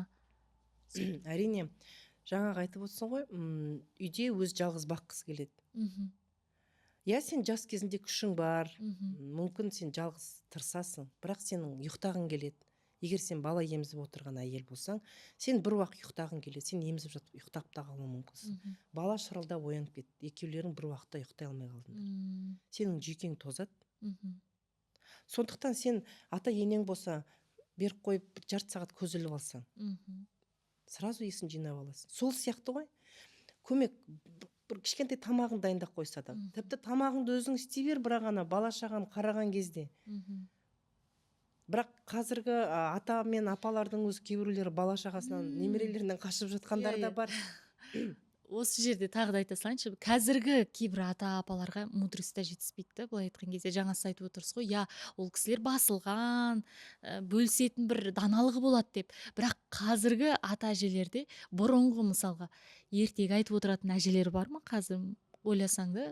Ата апаның өзінің рөлі бар. М, Ол роль біріншіден немереге мейірім. Енді оны таңнан кеш бақып қойып қойсын. Иә, иә. Аптасына 1-2 рет болсын, мысалы бөлек тұратын болса, міндетті түрде апасымен атасымен араластырған дұрыс. Өйткені шексіз мейірім махаббатты олар бере алады Мгм. немересіне. Бізде ата-ана болып ар бер жүріп бұл өмірден қалысқымыз келмей, берген махаббатымыз жартылай береміз, шыны керек. Ал олар толық құнды бере алады. Мгм. Олардың бір бұзықтығын көтер алады. Мгм. Біз көтер алмаймыз. Бір нәрсені сындырып тастаса, ой сындырдың, ой бүлдірдің, ой бүйттің. Үлкен қызым ана кішкентайлар үйде жүгіріп үйді шашып тастаған кезде, мә, мен үйді тазаладым ғой, неге үйді шашасыңдар дейді. Сол кезде ортаңғы ұлым айтады ғой, ол бала ғой, бала бар үйде шашылмай ма, оған неменеге басымды қатырып отырсың. Көрдіңіз бе, сондықтан әр адам әртүрлі қабылдайды. Біз жас ата-аналар жаңағы болмайтын нәрсеге болмайды, мынау болмайды. Сосын бала ойлайды, мынау неге адам есейген кезде бір нәрсе істейін десе қорқып отырады. Анау болмайды, мынау болмайды, мынау болмайды. Ал бала үшін оның құдайы әке шешесі. Әке шешем айтты, значит солай. Сондықтан ал кемпір шалдың қолында өскен адамдар негізі өте не болады? Живой болады. Байқасаңыздар. Границасы жоқ дейсіз ғой. Границасы жоқ, қорықпайды, вперед ұра береді, тәуекелге тез салынады. Өйткені ол кісілер жаңа құдайын айтады, бісмілләсін айтады, шүкіршілігін айтып, сөйтіп отырады. Соның барлығы балаға сіңбей ма? Біздің ата мен әке мен шешенің, ата мен апаның рөлі сол ертегісін айтып беру, мейірім махаббатын бөлу, кішкене болсын баланың санасына құйып, олардың дамып келе жатқан санасына тыныштық бере білу. Ал ата-ана оның бәрін толық құнды бере алмайды. Сондықтан ата енең болса, сенен бақытты адам жоқ деп санаймын мен. Ал олардың арасында қарым-қатынас дұрыс болмаса, онда ол кәдімгідей жұмыс. Енді мен өзім кісілер бар ғой, кешіріңізші бөліп жібердім. Жаңағы әже апа рөлінде емес, анасының рөліне таласып кететін жағдайлар болады ғой. Мысалға қараңыз. Бұрынғыдай ондай жоқ қой. Бұрыннан жаңағы атасының баласы. Қазір ешқандай апасы атасы бірінші балаңды бер деп тұрған ондай аз кезген. Керісінше енді қолынан келсе көмектесуге тырысады. Бірақ кейбір келіндер керісінше баласын алып қашады. Сол бұрынғы заман мен қазіргі заманның тәрбиелері келіспей жатады. Былай істе. Оның бәрін келістіруге болады. Ниет болу керек ол кезде. Мен білемге салынудың қажеті жоқ. Ол кісілердің де көргені бар, көңгені бар. Олар да немерені ескеп отырғысы келеді. Сондықтан түсінік керек. Түсінбей жатсың ба, барып сұра, ізден. Жалпы мен мына ата енені түсінбей жатырмын, немесе күйеуімді түсінбей жатырмын, немесе баламды түсінбей жатырмын деп сен Құдайдан сұрасаң, міндетті түрде саған жауап береді ғой. Тек сен сол жауапты ести алсаң. Адам қай уақытта естімейді. Мен жаңа айттым ғой, стресс кезінде, тәкаппарлық кезінде оның құлағы барлығы жабылып қалады. Көретін нәрсен көрмей қалады. Естімейтін нәрсен естімей қалады. Сондықтан мейлінше мен қазір қандай халде отырмын. Бақылау керек. Егер сен мысалы қандай да бір ой келіп күмән жағдай туатын болса, ол уже мидан. Былай істейін ба, ата-енемен тұрайын ба, тұрмайын ба? Күмән ғой. Күмәннің бәрі дұрыс нәрсеге әкелмейді. Ал сенің шешімің күмән емес екенін қайдан білесің? Аллада тек қана бір-ақ жол. Екі жол бермеген. Алла тағала бізді қинағысы келмейді, сол үшін бір-ақ жол беріп қойған. Сен үлкен кісілер бар ма, значит сол кісілермен тұр. Уақытша болсын тұр, балаң өскенше. Бір-ақ жол ғой, тұру. Кету екі жол болып кетеді. Тұрайын ба, тұрмайын ба? Тұрғаның дұрыс негізі. Өйткені сен ана атасы тәрбиесін береді, кітабын оқытады, бір нәрсесін істейді. Енді мықты ұлы тұлғаларды алайықшы, басқасын айтпай қояйық. Жаңағы Қаныш Сәтбаев болсын, солардың барлығын кемпір шалдар бақты ғой. Абай атамызды. Осылардың барлығын аталары мен апаларының мейірімінен алынған. Димаш Құдайбергеновті ала салайықшы. Оның мейірім махаббатты әке шешесі берді дейсіз? Жоқ, апасы мен атасы берді ғой. Мен естігем, анау несіне баланы Димашты неге апарған кезде ән айтатын несіне апа сыртта күтіп тұрады екен, 6 сағат па қанша сағат білмеймін, тігінен тік тұрып, орындық та жоқ. Міне мейірім махаббат деген сол, оны біз қазір шыдай аламыз ба? Біздің жүйкеміз жетпейді оған. Сондықтан ұлы тұлғаны тәрбиелегілеріңіз келсе, жан жақты өсіру керек баланы. Сосын кейін көп бала болған кезде бала кішкентай кезінде неше түрлі энергиямен, неше түрлі баламен, іштегі аға әпкелермен тіресіп, конкуренция болып өседі. Сол кезде де ол өмірде тұқыр болады. Неге? Өйткені басқа семьяға барса да, басқа ортаға келсе де, ол уже анандай кішкентай кезінен күресіп, неше түрлі көріп, выживать етіп үйренген ғой. Ол тез дамып кетеді. Сол үшін бір бала болған енді дұрыс емес. Ең аз дегенде 3 бала, енді 2. Ертең олар өскен кезде де бауырын іздейді адамға. Өйткені ата-ананың саған берген ең үлкен сыйлығы ол сенің бауырың, бауырларың, ағаң, әпкең. Өйткені ол сенің аяқ қолың, сенің көмекшің, сенің қаның деген сияқты сені түсінетін адамдар. Сіз өзіңіз 5 баланың анасысыз ғой. Сіздің өміріңізге әр балаңыз, енді әр бала расында да әрбір ана үшін үлкен мектеп екен. Мен енді қазір бір ғана балам бар, соның өзінде мен өте үлкен мектептен өтіп жатырмын, әлі де көп нәрсе үйреніп жатырмын да. Сіз өзіңіз сол 5 баланың анасы ретінде өзіңіз не үйрендіңіз? Ойбой, мен дүние жүзін шарлап, неше түрлі оқуларды оқып жүріп, бір күн үйде отырып, қарасам, менің 5 академигім үйде отыр екен ғой. Мен үйде 5 академик отыр екен, тәрбиелеп, соны байқамағам. Солардың әрбір қылығы, дұрыс істемеген қылықтары, жаңа айтып отырмын ғой, жаңа 12 жасар қызымның істеген қылықтары, оның бәрі мені тәрбиелеп отыр ғой. Әй деп, мама, қарасашы маған, мен қызбын ғой, маған көңіл бөлсеш деп тұрған кез. Көрдіңіз ба? Сол сияқты әр бала сені тәрбиелейді. Күнделікті. Бағана кішкентай ұлымда қырсығып, майка кием дейді, мен дала салқында футболка киіш деп сөйтсем, жоқ, майка кием дейді, сосын майкасын дайындап қойса, жоқ, оны кимеймін дейді. Неге? Өйткені мен 4 күн бойы бір тренингте болдым да, сонымен олармен көре алмай қалған ғой, кешке келген кезде, ерте жатып қалған. Содан жаңа маған, сен қайта кетіп бара жатсың деп ренжіп жатқан тұрсы ғой, майка, футболка, ол анандай сылтау болып тұр да. Мен соны түсіндім. Жаным қазір келем мен деп айтып түсіндіріп кеттім. Балаға әрдайым айтып түсіндіріп отыру керек. Олар үлкен ересек адамдар сияқты түсінеді. Біз түсінбейді деп ойлаймыз. Сол үшін мен қазір былай істеп келем. Мен соның бәрін айтамын. Мен жұмыс істеп келем деп айтпаймын ұлдарыма. Өйткені олардың түп санасында анам жұмыс істеуге кетіп бара жатыр, әйел адам деген қалыспау керек. Мен айтам, мен қазір қыдыруға кетіп бара жатырмын, мен қазір бір осындай видео түсіруге кетіп бара жатырмын. Сондай бір творчество нәрселерін айтам. Өйткені олардың миында дұрыс қалыптастыру. Жақсы сөз деген сол. Ойбай, мен жұмысқа кетіп бара жатырмын деп айтпаймын. Неге? Өйткені баланың миында, ой, әйел деген жұмыс істеу керек екен ғой деген қалып қалады, ұл баланың миында. Сондай қалдырмау үшін әрбір сөзіңді аңдып сөйлеуің керексің. Болды. Тәрбие деген сол. Өзіңді тәрбиеле деген сол. Өзіңнің сөзіңді, эмоцияңды тәрбиелеп, дұрыс қылып шығару, көркем түрде шығару. Ал соны қалай жасау керек, қараңызшы. Көркем түрде шығара білу үшін де. Енді білім ғой, әрине, оқу керек, іздену керек. Бірақ мысалға әйелдерге жақсы эмоцияда жүру үшін не істеу керек? Оған бір техника айтайын. Күнделікті сен 100 демей қояйын. Бір 50 Алланың мейірімін жаш. Алла тағала бізге мейірім беріп қойған ғой. Біз оны көре алмаймыз. Алланың мейірімі неде тұр? Қазір мынау микрофонда тұр. Мынаны бір адам ойлап тапқан, мынау орындықта тұр. Күн, су, ауа, денсаулық. Жай ғана бір 50 мейірімін жазып шықшы.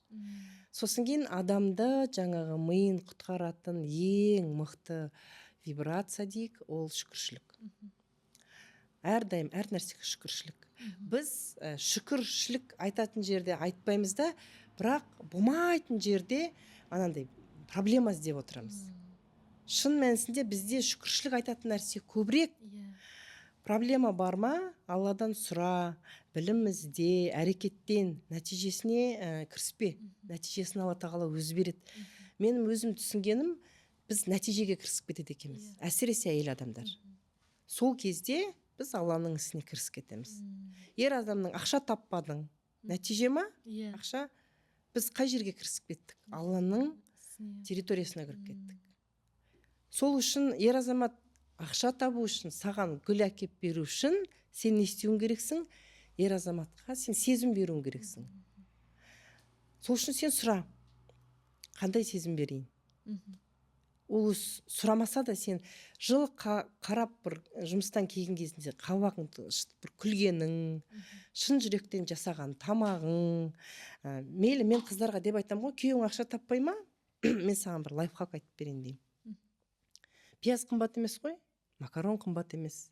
Пияз бен макаронды дәмді қып, бірақ шын жүрегіңнен қуырып бер деймін. Ол ертең ет жегісі келеді. Сол кезде айтасың, жаным, мен ет жегім кеп тұр деп. Сол кезде ол өзі деп тауып алып келеді оны. Сезіміңді бер, айт, не жегің кеп тұрғанын, помидор жегің кеп тұр деп. Мысалы, мен оны қарапайым тілде айтып отырмын ғой.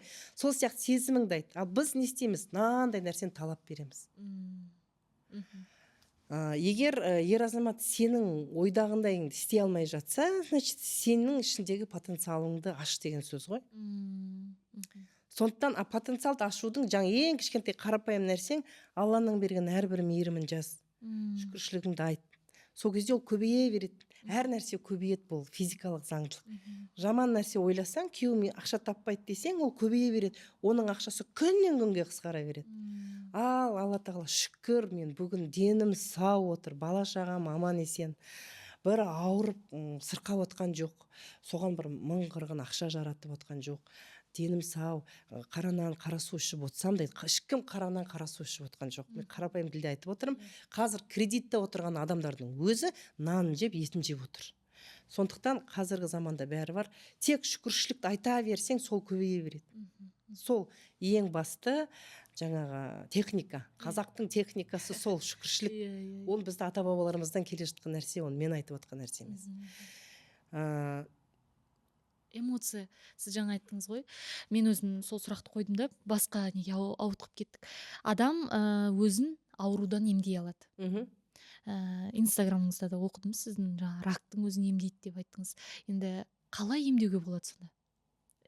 Мен енді сізден жауапты қараңыз, біз бір нәрсеге тыртысқан кезде, нәпсіміз менің айтқаным болу керек, или менікі дұрыс, или мен ақылдымын, мен сенен ақылдымын деп өзін біреуден жоғары санаған кезде, тәкаппарлыққа кетіп, немесе өзінің құндылығын білмей жертваға кетіп төмендеткен кезде, ол не істейді? Ол энергиясын жоғалта бастайды. Ол адамға баға бере бастайды. Ол адамды бағалаудың орнына баға береді. Ал баға ол сенің өзіңнің субъективті ойың. Сол үшін сен адамға баға берген кезде, бағаның әртүрлі бар ғой. 2 қойып қоюың мүмкінсің, 3 қойып қоюың мүмкінсің. Ал тура сол ер азаматыңа басқа біреу басқа баға беру мүмкін, 5 деген баға беру мүмкін. Ал ер азамат сол 5 деген баға берген адамды көргісі келіп тұрады, тыңдағысы келіп тұрады. Өйткені оларда достигаторство деген энергия бар. Көбейткісі келеді нәрсені, энергияны, ақшаны, масштабқа кеткісі келіп тұрады. Сол кезде оған кім 5 деген бағаны береді, сол адамға бәр нәрсесін істеуге дайын. Олардың іштегі энергиясы жетеді ер азаматтарда. Ал біз жас болғаннан кейін әйел адамдар менің де энергиям жетеді деп ер адамдармен тіреседі. Бірақ біздің денеміз ер азаматтардың денесіне қарағанда физикалық тұрғыдан біз өте әлсізбіз. Біз психикалық тұрғыдан мықтымыз. Әйелдің 40 жаны бар деген сол. Ал физикалық тұрғыдан, мысалы айтып тұрмын ғой, мен көп стресске кіріп кеттім де неге сынып кеттім, денсаулық, сындырып алдым. Өйткені ол менің шамама келмейтін нәрсені мен істеп кеттім ғой. Керек емес. Яғни мен бір жерге шүкіршілік айтпай кеттім, өзім деп жүгіріп кеткен, мысалы қорқып қалдым деген сияқты. Енді бұл да менің бойымнан өткен тәжірибе, сондықтан мен оны айтуым керекпін қыздарға. Ал ер азамат ол сынбайды. Тек оның ішкі рухын көтеріп тұрса, ол тауды да қопарады, тасты да қопарады. Олардың физикалық денесі сол үшін жаратылған, мықты. Әйелдікі неге жұмсақ, жеңіл? Өйткені әйел екіқабат кезінде керіліп, іші көтеріледі. Жатырдың өзі бір ғана мынандай алмұрттай ғана ғой, кішкентай кезінде. Ол үлкен анандай не болып үлкен болады, арбуз сияқты болады дейді. Сондай дәрежеге өседі. Оның бәрін гибкіс керек қой. Майысқақ болу керек дене. Ал майысып тұрған мынандай гормонда ойнап тұрған денені біз ер адам сияқты деп жұмысқа салып жіберсек, қатайып қалады. Сол үшін әйел адамдарда буындары кетеді, қалғандар бәр жерлері кете бастайды. Бұлшық еттері бәрі. Содан кейін біз ауру боламыз, қатайып қалған кезде. Қатайған жерде қан жүре ма? Сен өзің ойлашы, топырақ қатты жерде судың өзі жүрмейді ғой, қатып қалады. Мынандай қопсытқан топырақта жаңа су жүреді, гүл күшті өседі. Тура сол сияқты біз қурап қалатынымыз сол. Біз қопсытып отыруымыз керекпіз өзімізді. Жұмсақ болып, нәзік болып. Біз бірақ сол жас кезіндегі энергияның, ой, бұл энергия біздің өмір бойы тұрады деп кет қалмайтындай ойлаймыз. Содан кейін жас келген кезде әйел адамдар тезірек сынып кетеді. Ал ер азаматтардың физикалық тұрғыдан мықты, бірақ олар 40-50-ден асқаннан кейін рухани ішкі байлығын толтыра алмаса әйел адам, онда олар физикалық емес, психикалық тұрғыдан сынып қалады. Ішіп кетеді, кетіп қалады, басқа елге кетіп қалады. Неге? Өйткені ана әйел оған баға бермейді, оның барына шүкіршілік айтады. Сосын кейін оған жылы-жылы сөз айтады. Оған со керек ер азаматқа. Жылы сөз, жылы тамақ, жылы мейірім. Өйткені олар сыртқа шыққан кезде конкуренттік ортада выживать ету керек. Сол программа миында тұр, ана мамонттарды өлтіру керек. Ал оны өлтіріп жатқан кезде сен өлтіріп кетуі мүмкін деген страх тұрады. Содан кейін олар үйіне келген кезде бір өзінің ұясына келді, енді безопасность келді деген кезде үйдегі біреу жаңа қасықтап жей бастайды миын. Сол кезде он двойной безопасностьін жоғалтады. Содан кейін стресс болады, ер адамдар жүректен кетеді, инсульт, инфаркттан кетіп қалады.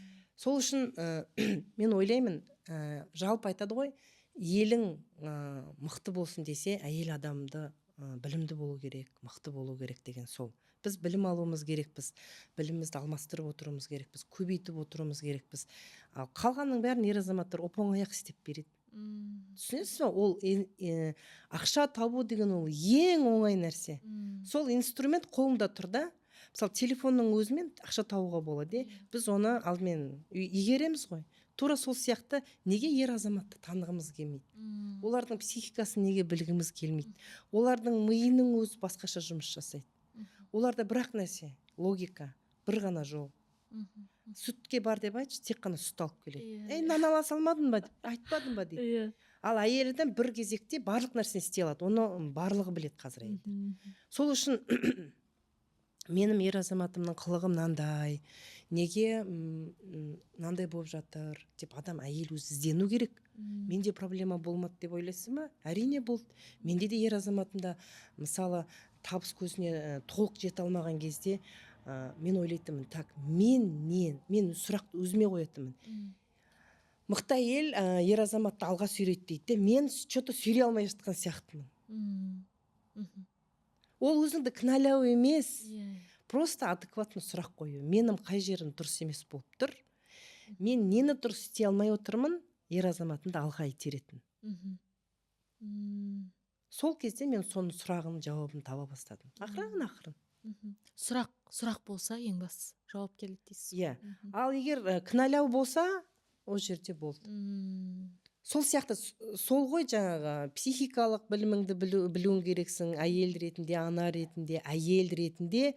Сен барлық, жаңа айтып отырмын ғой, мысалы, актер болсын, актриса болсын, сен қазір комедияны ойнап отырып, барып бір боевиктің рөлін ойнау керек болса, саған не істеу керек? Кәдімгідей тренировка жасау керек, басқа рөлге кіру үшін білім қажет қой. Ол жерде де сен тура сол сияқты әйел рөлінен ана рөл болу керек. Ана рөл болу үшін саған білім қажет. Екіқабат кезінде қалай баланы емізу керек. Енді әйел ретінде, келін ретінде ол бір бөлек, сен жар ретінде, әйел ретінде ер азаматтың сенің білімің мықты болу керек. Ер азаматтың нәпсісі неде тұр, ол нені қалайды. Неге ол менен сұрамайды, мен одан сұрауым керекпін деп. Яғни сен білімді болсаң, сенің ақшаңды да табатын, бүкіл проблемаңды шешетін адам Мгм. қасыңда отыр. Шыны керек. Мгм. Я сен көп балалы болсаң, сен үлгермей жатсаң, сен не істей аласың? Ер азаматыңда жақсы мотивация берсең, ол көбірек ақша табады. Сен няня жалдай аласың, сен репетитор жалдай аласың, сен өзің басыңда қатыратын нәрселеріңді саған шешіп бере алады ғой оны. Біз не істейміз? Жоқ, мен өзім дейміз. Иә. Өзім деген кезде ер азаматты сыртта қалады, үйдің тірлігі де сыртта қалады, бала да сыртта қалады. Репетитор былай қоя сал. Сонда ана соған тұра ма? Сен сонша энергияңды шашып тапқан ақшаң істеме деген мәселе емес. Әйел адамдар ақша тапқан дұрыс, бірақ егер сен ер азаматыңды дұрыс руслоға салып бере алу, ол әйел адамның ең бірінші міндеті. Өйткені біз сол стерженьді дұрыс істей алмай қалсақ, ертең біз балаларымыздың өмірін құртамыз. Қыз болсын, ұл болсын, сондай біздің паттернный поведенияларымыз балаларымызға беріледі. Ол бала онымен бәрібір проживать етеді. Ол оны түсініп, менікі дұрыс емес екен ғой дегенше талай қателік жасап үлгереді. Яғни ажырасып та үлгеруі мүмкін, бірін-біріне қиянат жасау мүмкін, қол көтеруі мүмкін, жүректеріне сарсу орнатып, ренжуі мүмкін. Оған жеткізбеуге болады ғой. Сол үшін әйел адам білімді болу керек, дана болу керек, үйрену керек, өмірден мынандай бір тәжірибе алған адамнан сұрай білу керек. Сол үшін мен жалпы қазір менің өзім жаныма ұнайды осындай нәрселер, білген нәрсемді айтып, бөлісіп, соған енді өзім жалпы мынандай масштабный тренингтер жасауға жоспарлап отырмын. Соған тәуекел жасап отырмын. Ары қарай айтады ғой, сен бір қадам жаса, ары қарай бұл менің шаруам дейді Алла тағала. Сол сияқты қадам жасау, сол қадамдарының бірі сол өзің шақырып отырғаның. Сондықтан осындай жақсы сұрақтар қойып отырғаның дұрыс. Өйткені біз әйелдер өте көп нәрсені білмейді. Мен де білген жоқпын. Бірақ мен анаған қағылып, мынаған соғылып, қателесіп, денсаулығынан айырылып, қарым-қатынаста бала шағамның да денсаулығынан талай айырылып, сөйтіп жүріп, қазір жаңағы бір қалпына келтіріп алдым. Дегенмен де осы қателікті әйел адамдар қайталамаса екен деймін. Мен өзімнің қызым болсын, қасындағы сіңлілерім болсын, әріптестерім болсын, солардың барлығына мен осы қателікті қайталамаңдар. Оп-оңай өмір сүруге болады.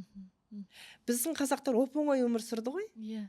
Мен осы айтып отқаныңыздан бөліп жіберейінші. Bir түсінгенім, рөлдерін сақтау керек екен былай айтқанда. Әркім өз. Сосын приоритет бар. Ең бірінші адам, жүрек адам өзі осы дүниеге келгеннен кейін Алланың жаратылысы болғаннан кейін өзің біріншіде, одан кейін жолдасың, одан кейін балаң, одан кейін ата-анаң, туыстарың, 4-5 рөлде ма жұмысың тұрады.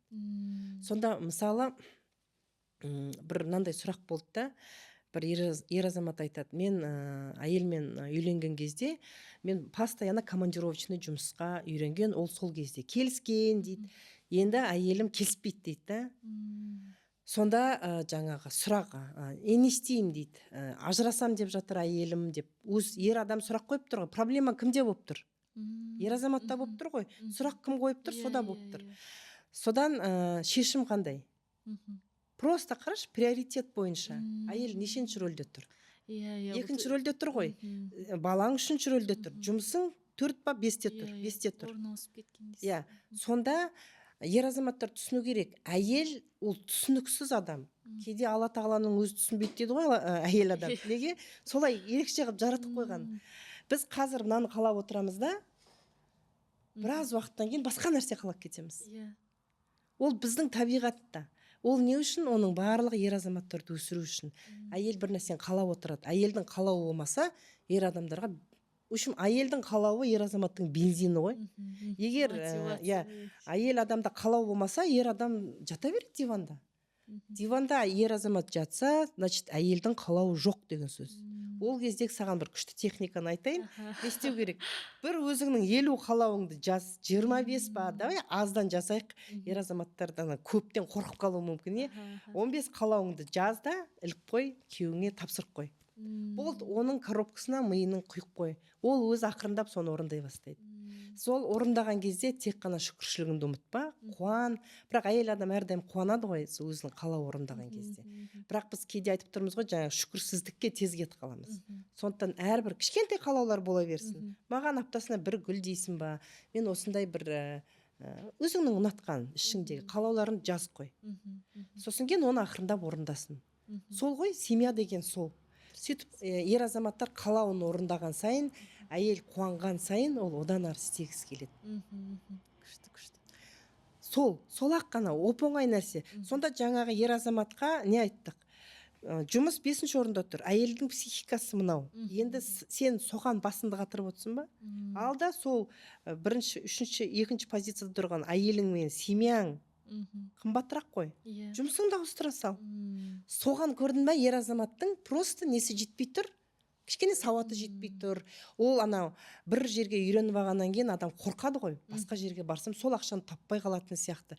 Керісінше көрдің бе, ана әйелінің қалауы, ол басқа жаққа ауысса мүмкін одан да күшті нәрселер күтіп тұрған шығар. Сондықтан кейде ер азаматтар әйелді де тыңдай білу керек.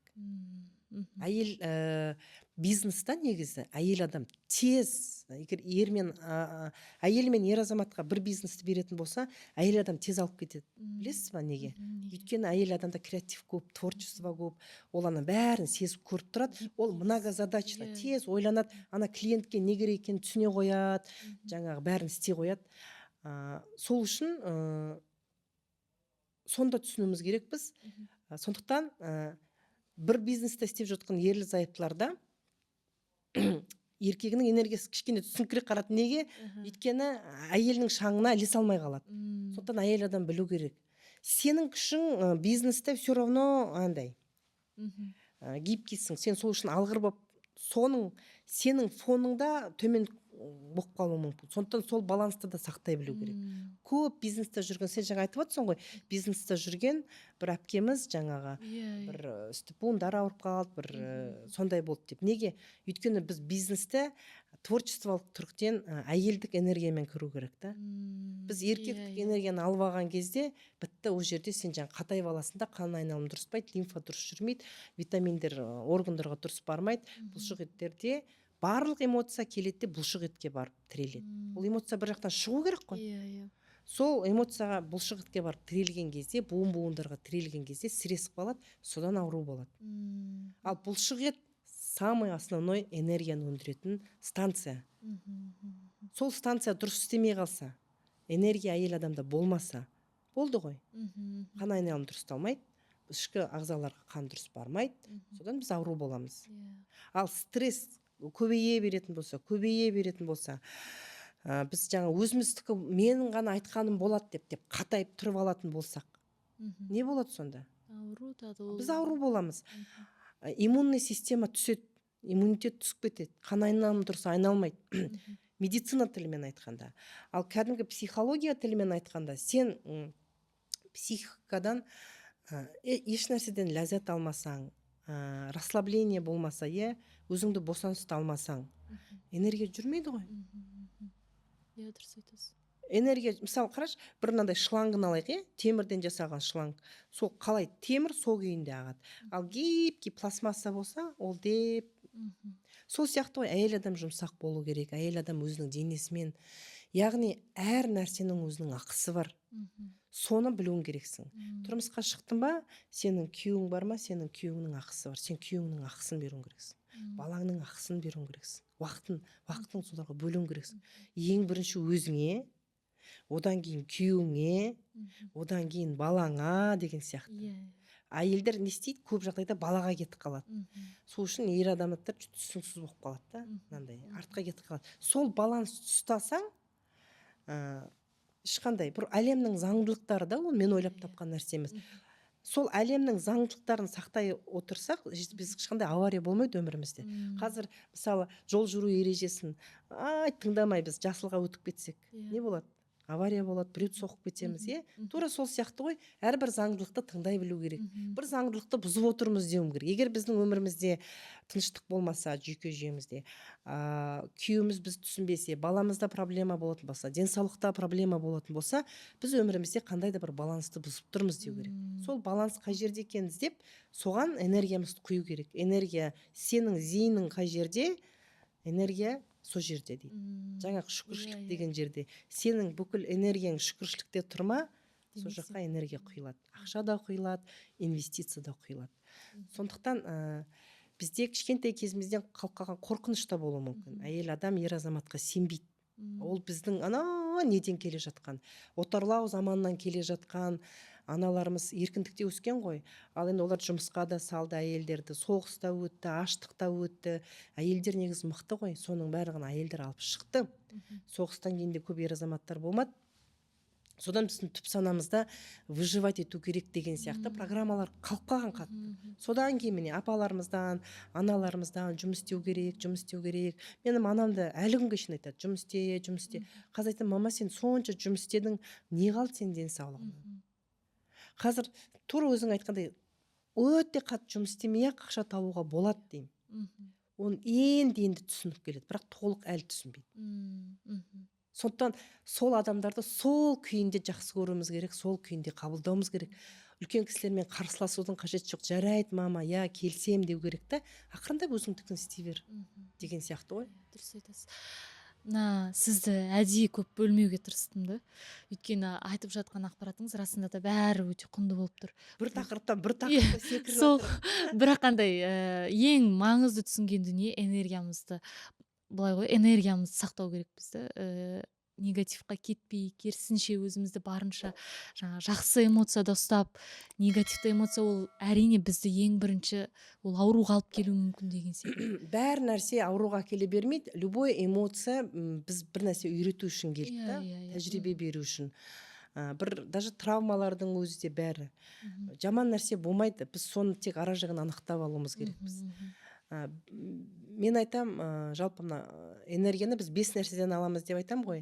Біріншісі ол адам табиғаттан алады, қарым-қатынастан алады деп, бір-бірімен сөйлескен кезде адам энергия алады. Баланы құшақтау, атасы болсын, апасы болсын, әйел адам әпкесімен болсын, құрбысымен сөйлескен кезде энергия алмасады.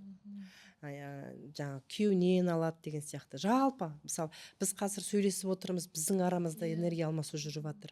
Тыңдармандарды тыңдаған кезде олар білім алады. Білімнің өзі энергия ғой. Сол сияқты қарым-қатынастан алады. Сосын біз тектен аламыз. Біз қазақ несімен мықты? Біз тегімен ғана мықтымыз. Ең мықты нәрсе. Өйткені біздің тектен өте көп энергия келеді. Сондықтан жаңағы әке шешеңді қабылда деген қазіргі модный нәрсе ғой. Шынымен де бізде енді өте көп мынандай қиындықтар өткеннен кейін әке шешеге деген мейірім және әке шешенің балаға деген мейірімі толық құнды алмаса алмай қалды. Бала толық сезімін ала алмай қалды әке мен шешенің. И әке шеше де толық сезімін бере алмай қалды. Менде де болған чувство вины деген нәрсе. Жаңа өзімді кінәлі сезініп, мен балаларыма уақыт бөлмей қойдым, ана қойдым, мына қойдым деп сонда бір эксперттің айтқан сөзін естіп күліп жібердім. Егер сен балаңды балалар үйіне өткізіп тастаған болмасаң, значит сен жақсы анасың деп. Сондай бір кейде есту керек болады да, оның өзі қалжың болса да, шынымен де деп өзіңді сондайлармен жұбатасың ғой. Бірақ жұбату бір бөлек, жауапкершілікті алу бір бөлек. Бірақ өзіңді негативке сүйрей бермеу керек. Егер солай болу керек болған болса, ол солай болу керек деп қабылдау керек. Тағдырда да солай болу. Бірақ сен маған осы нәрсе қазір ұнамай тұр, мен қалай өзгерте алам деген нәрсе дәл қазіргі шақта өмір сүру деген сол. Ал адам естімесе, болады ғой, мысалы, әйелі күйеуін естімесе, күйеуі әйелін естімесе, міндетті түрде ол адамдардың екеуінің бойында да бір қорқыныш бар. Қорқыныш бар адам не өткен шақта отырады, не болашақта отырады.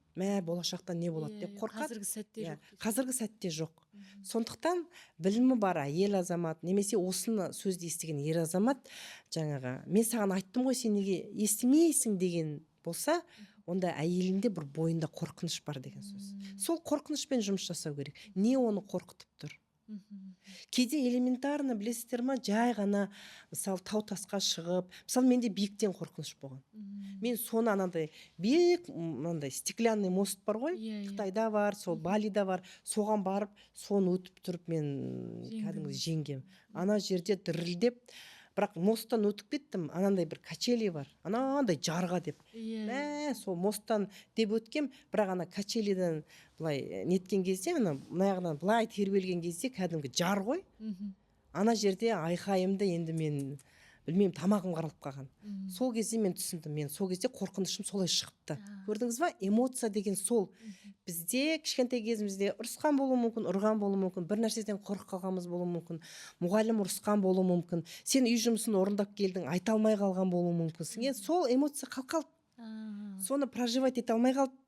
Соны немесе бір қорқыныш қой, оның бәрі жиналып қалған қорқыныш бір түрі. Соны деп физикалық тұрғыда шығарып тастау.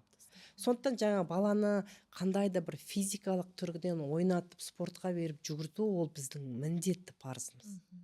Сол үшін әкесімен ертіп жүгіртіп жібересің ба, екеуін айту үйтіп алдап сұлдап әйел адам бәрін үлгеру керек қой. Жаным үйтіш, баланы шығарып келесің ба, бүйтіп келесің ба, мен бұны істей тұрайын десе, ер азамат сол көңілді әйелдің мейірім махаббатын алу үшін, күлкісін алу үшін бәрін істейді.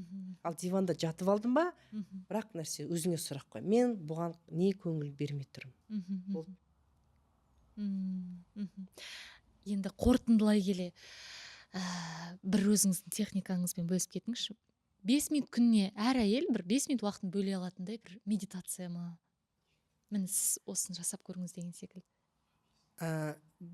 Жалпы әйел адам, мен қазіргі түсінгенім, бізде таңертең ерте тұрғанда өзімізде уақыт болмайды. Мен 6:30-нан кейін тұрдым ба, болды. Мен өзіме уже не емеспін, не принадлежу дейді ғой. Болды. Ары қарай бала, тамағы бар, киімі бар. Мен ерте жатуға тырсам, қазір ерте тұруға ұмтылам.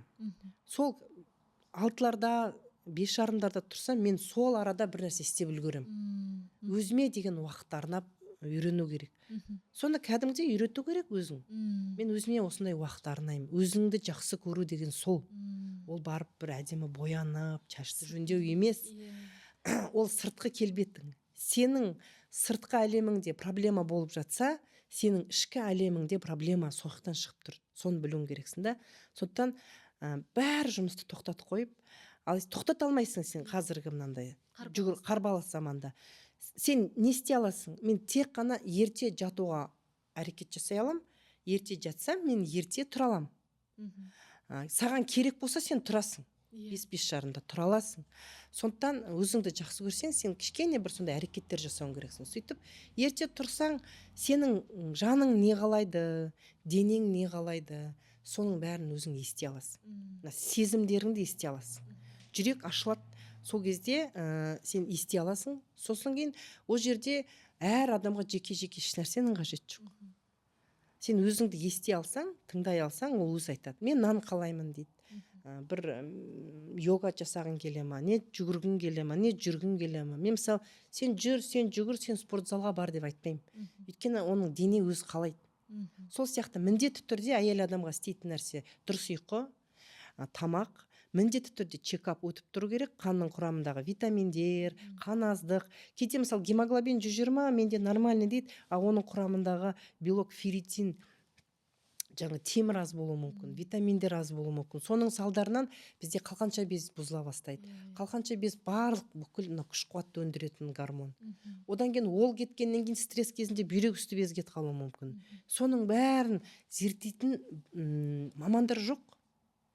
Оны антиэйдж эксперттер, олар уже адамды толық қараған кезде солар зерттеп біледі. Сондықтан міндетті түрде сол ұйқың, физикалық әлеміңде ұйқың, тамағың, қозғалысың болу керек міндетті түрде. Ал мынау ішкі әлемімізде өзіңмен өзің бола білу.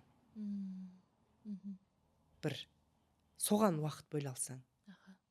Не табиғатқа шық. Кейде жалғыз бола білу. Тыныштық. Білесің ба, адамның эгосын не қоздырмайды? Тыныштық қоздырмайды. Адам бір ортаға кірген кезде қасында бір адам келген кезде оның нәпсісі қоза бастайды екен қозғалып. Неге? Өйткені ол уже салыстыра бастайды да. Мен әдемін, мен жаманмын, мен кішімін, мен үлкенмін, анау жаман. В общем, эго жүрген жерде, адам жүрген жерде ол деп қоза бастайды. Сондықтан тыныштық кезінде адамның нәпсісі қозбайды. Сол кезде сен өзің ішкі әлеміңді тыңдай аласың. Сондықтан ең бір нәрсе өзіңе бір кішкентай уақыт бөле алсаң. Сол кезде өз ішкі әлемің айтады саған не керек екен. Құдайдың өзі саған тұқ деп ой салады, бір өз береді. Бізге Құдай күнде беріп жатыр да, біз естімейміз просто. Ал естісек жаңағы сол намектарды, біресе құлақпен былай береді, былай береді, бермеген, түсінбегеннен кейін көзіңмен көрсетіп береді. Ал мен құлақпен естіртеді, сосын көзімен көрсетеді. Одан кейін келеді бір нәрсеге ұшыраймыз. Естімеген кезде. Ұшырағанда неге ұшыраймыз? Бала ауырып қалады, күйеуіңде проблема, өзіңде жұмыста проблема, ақша болмай қалады, денсаулықтан кетесің. Оның барлығы сен бір нәрсені тыңдамай тұрсың, естімей тұрсың, өзің үшін. Біреуді кінәламай, өзіңнен іздеу, ол өзіңді кінәлау емес.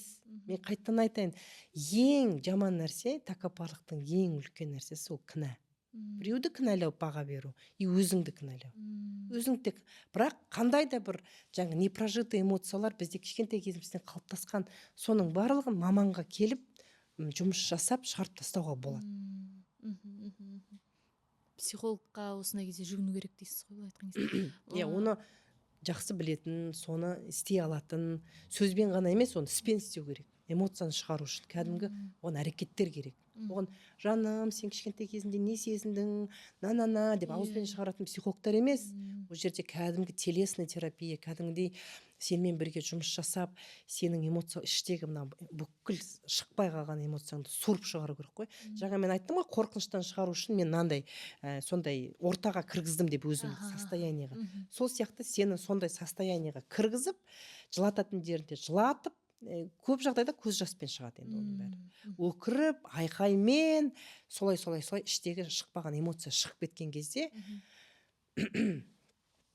сен біреуден ештеңе талап етпейсің. Сол шығып кеткен бос кеңістігіңді тек мейірім, махаббат, шүкіршілікке толтырасың, бұл. Сіздің өзіңіздің жұмысыңызда сіз сондай тренингтер жасайсыз ғой, былай айтқанда. Қазір мен соған көбірек көңіл бөлгім келеді. Өйткені бір ғана физикалық денені емдеу ол ештеңке емес. Оны емдейтін мен өзім дәрігерлерім бар. Өзімнің шәкірттерім, солардың бәрі өздері соны істей береді. Ал мен басқаша. Әйел адамның ішкі әлемімен жұмыс жасағым келеді. Өйткені сыртта пайда болатын нәрсе іштен пайда болады ғой. Олар сол сыртта пайда болып қалған әйелдерді емдеп, домдап, анықтап, оталарын жасап, алатын алып тастап, дәрілерін жөндеп, физикалық денесін жөндей берсін, өйткені ол керек. Ал ішкі әлемін тураламасақ, ол қайталана береді. Ол қайтадан шыға береді. Ол қайта-қайтадан кесе бергеннен, ол қайта-қайтадан дәрі іше бергеннен ешқандай нәрсе өзгермейді ғой. Біздің өміріміздің сапасы ғана төмендеп кетеді. Ал ішкі әлемімізді толтыратын болсақ, рухани байлығымызды толтыратын болсақ, ер азаматтарымыз финансово, барлық жағынан, қаржылы жағынан болсын, рухани жағынан болсын, олар ішінен дамитын болса, бәрімізге жақсы ғой. Балаға да жақсы, жанұяға да жақсы, бүкіл әулетке де жақсы, бүкіл елімізге де жақсы. Біздің мақсатымыз сол ғой. Сондықтан айтып отқаным сол ғой. Оқыған, тоқыған адамдарымыздан айырылып қалдық қой біз кезінде. Сол үшін де біз Алла тағала неше түрлі адамды жаратады ғой. Сол кезде біреу қара жұмыс істеу керек, малды сою керек, етті дайындау керек. Біреу оқып тоқып елдің санасын ашу керек, мұғалімдер, біреулер ауырып қалса оны емдеу керек, дәрігерлер. Бірақ соның ішінде де зиялы адамдар бар ғой, осындай нәрселерді көріп, жаңағы алдартын жөндеп отыратын. Енді ондай адамдарымыздан кезінде айырылып қалдық. Сол кезде де бізде көп қорқыныш қалып қалды. Қара халық өзімен өзі қалып қалды. Алдында ұстап, көтермелеп, алға сүйрейтін адамдар жоқ. Қазір Құдайға шүкір, мықты азаматтарымыз бар, мықты жастар бар. Қандай керемет тірлік жасап жатқан. Сол сияқты бізде сол қалыспай, өзіміздің білімімізбен, тәжірибемізді бөлісіп, айтып, елге, қоғамға пайдамызды келтірсек, нұр үстіне нұр. Дидар Аятхан кызы, сизге көп рахмет. Қазір енді уақыт та тығыз болып тұр да, мен сізді әдейі көп бөлмеуге тырыстым енді, өйткені айтып жатқан ақпаратыңыз расында подкасттың басында айтып өткендей өте құнды. Түсіне білген жанға өте құнды ақпараттар айтып шықтыңыз. Көп рахмет сізге уақыт бөліп сондай ақпараттарыңызбен бөлісіп жатқаныңызға. Сіз расында да жаңа өзіңіз айтқандай елге пайдасын тигізетін дүниемен айналысып жатырсыз. Өйткені адамның ішкі күйі өзгерген адам ол өзінің жан жағының бәріне жақсылық жасайды. Иә. Өзінің кесірін тигізбейді былай айтқанда. Сондықтан сізге тек денсаулық тілеймін. Бала Рахмет. шағаңыз аман болсын. Өзіңіз қандай сұлу жарқыраған жан болсаңыз, өміріңізде сондай жарқын күндерге толы болсын. Ақырын бір кішігірім қорытынды бір екі ауыз сөз айтсаңыз, сонымен. Соны қорытынды айтайын дегем. Енді мен көп нәрсе айттым. Мен әйел адамдарға, ер азаматтарға, көп ер азаматтарда маған хабарласады. Қазіргі заманда неге? Өйткені бірақ ер азаматтармен жұмыс жасау маған оңай. Өйткені олар айтқан нәрсені тез орындайды, оларда нәтиже жақсы болады. Бірақ біз әйелдерді көбірек тәрбиелеп жөндесек, өйткені әйел бір әулетті басқарып отыр. Ішінде қаншама бала бар, жаңа қайынсіңлілер бар деген сияқты. Бір әйел талай адамды жаңағы тәрбиелей алады. Сондықтан мен әйелдерге не бере аламын? Біріншіден, қазір чекап программасын дайындап жатырмын. Өте қолжетімді бағаға толықтай әйелді қарап шығатын жаңа антиэйдж эксперттерімді, солардың бәрін дайындап жатырмын. Яғни денсаулықтарыңызға қатысты жылына бір рет ақшаларыңызды аямай чекап программасын дайындап жатырмын. Екіншіден, жаңағы айтып отырған, біз естімейміз деп тұрмыз ғой. Соны біз қалай естімейміз, неге естімейміз, тәкаппарлығымыз қай жерде тұр деген сұрақ туындаған шығар көп әйелдерде. Өйткені кезінде де болған. Тәкаппар әйелдің баласы ауру болады, бай жүргіш болады, енесі қиын болады, ақшасы болмайды, күйеуі үйде жатып алады деген. Соның белгісі. Егер осылардың осы 5 белгісінің біреуі болатын болса, тәкаппарлығым жоғары емес, тәкаппарлығым бар деген сөз. Ал оның көтеріліп тұрма, төмендеп тұрма, оны маман айта алады. Яғни мен сол жағынан анықтап, жертва болса одан шығарып, тиран болса оны түсіндіріп, соны мен өйткені оның бәрінен өзім өткем. Мен қандай өзім тәкаппар болғанымды өзім, мен күннен күнге бізде тәкаппарлық көп. Мен өзім басшы қызметте болғаннан кейін де соның барлығын өзім өткем. Сондықтан өзі өткен адамнан сұраған оңайрақ қой. Соны жеңген, сондықтан сол психологиялық тұрғыдан сондай проблемалар бар әйелдер болса, соған көмектесе аламын. Ол өзінің тәкаппарлығының қай жерде екенін білсе, психикасында қай жерінде энергиясы кетіп жатыр, қай жерінде түсіп жатыр, соны білсе, онда ол өзін туралайды, сәйкесінше жанұясында дұрыс пайда болады. Және мен одан да терең психологиялық зерттеулерден бізде жаңа айттық қой, өлі риза болмай, тірі байымайды дейді. Ол сөздің мағынасын қазақ әрбір нәрсені бірақ сөйлеммен айтып кеткен. Оның асын қазбаласаң өте көп білім жатыр. Сол білімдерінің бірінде менің өмірімде өте көп бір түсініксіз жағдайлар болды. Соларды түсінбегеннен көп нәрсені зерттедім. Сандардың энергиясы дейсің ба, енді білмеймін, түрлін зерттедім. Сол кезде жаңа тектік біздің бағдарламаларымызда болады екен, ата тегімізден келе жатқан, ата тегімізден берілген қасиеттер, әр адамдікі әртүрлі. Сол қасиеттерді адам білген кезде, ол да біздің блоктарымыз бір жағынан. Сол қасиеттер білген кезде, соны біз дұрыстаған кезде, бізде ата тегіміздің жаңағы батасы беріледі, энергиясы беріледі. Байқайсыздар ма, өмірде кейбіреулер тық кетіп, резко көтеріліп кетеді. Ақшалары, жағдайлары. Сол мен көп жыл істеп, соны түсінбеген сұрағым болды да, сол тектік бағдарламаларын оқып зерттеп, мынау екен ғой, мынау сол төрт-ақ өз нәрсе. Соны білген кезде менің өмірімде прям өзгеріс резко көре бастады. Сол кезде сондай сияқты нәрселерді, мысалы, запроспен келеді, текпен көп келеді. Өйткені көп нәрсеге ұрынып, анан шеше алмай жатырмын, мынаны шеше алмай жатырмын, мен или дұрыс мамандығым таңдай алмай жатырмын ба, не болып жатыр деген сияқты, ақшадан қысылып жатырмын. Білмеймін, ол енді потоктан келеді ақпарат, сөйтіп тапсырма берем, жақсы нәтижеге жетіп жатады. Мен енді сондай 3 нәрсені көмектесе аламын әйелдерге. Бірақ алда жоспарда үлкен тренингтер жасағым келеді. Енді бақылап отырасыздар. көрермендеріңізге болмаса сыйлық та таратып берсек болады. Қандай да бір чекап тексерулер, қандай да бір ұнаған тақырыптары болса комментарий жазсын, разбор жасап берейін деген сияқты. Былай жасайық онда. Осы постқа, осы жаңағы подкастқа ең сондай күшті комментарий жазған адамға бір өзіңізден сыйлық болсын онда. Ол сыйлықты былай запросына қарай берейін. Оған психологиялық көмек керек шығар, мүмкін медициналық көмек керек шығар. Енді Құдайға шүкір береріміз мол. Айтады ғой, Алла тағала беретін адамдардың қатарынан болсын деп. Сол біз әлемге қаншалықты бере алсақ, мейірімімізді, махаббатымызды, бәр нәрсе ақшамен есептелмейді. Мейірім, махаббат, білім, онда бәр нәрсе бізде болады. Құрметті көрермендер, Маматайымның тұрақты көрермендері, сіздер естідіңіздер. Дәл осы подкасттың астына міндетті түрде өзіңіз бұл дәл осы шығарылымнан алған әсеріңізбен бөлісіп, жақсы пікір қалдырсаңыз, міне Дидара ханымның өз атынан сіздерге керемет сыйлық болады. Жаңа естідіңіздер. Сіздерге айтарым, осы подкастпен міндетті түрде өзге де жандармен бөлісіңіздер, себебі өте құнды ақпараттар айтылды. Пайдалы болдық деген ниеттемін. Ендеше каналға тіркеліп, әдеттегідей лайк басып, подписка жасаңыздар. Біз сіздермен қоштасамыз. Келесі кездескенше сау болыңыздар. Дидара ханым, сізге көп рахмет, қолыңызды алып қойыңыз. Бір қолда бес, қайырдың бір қолмен елді тербей, сығыстық бойында.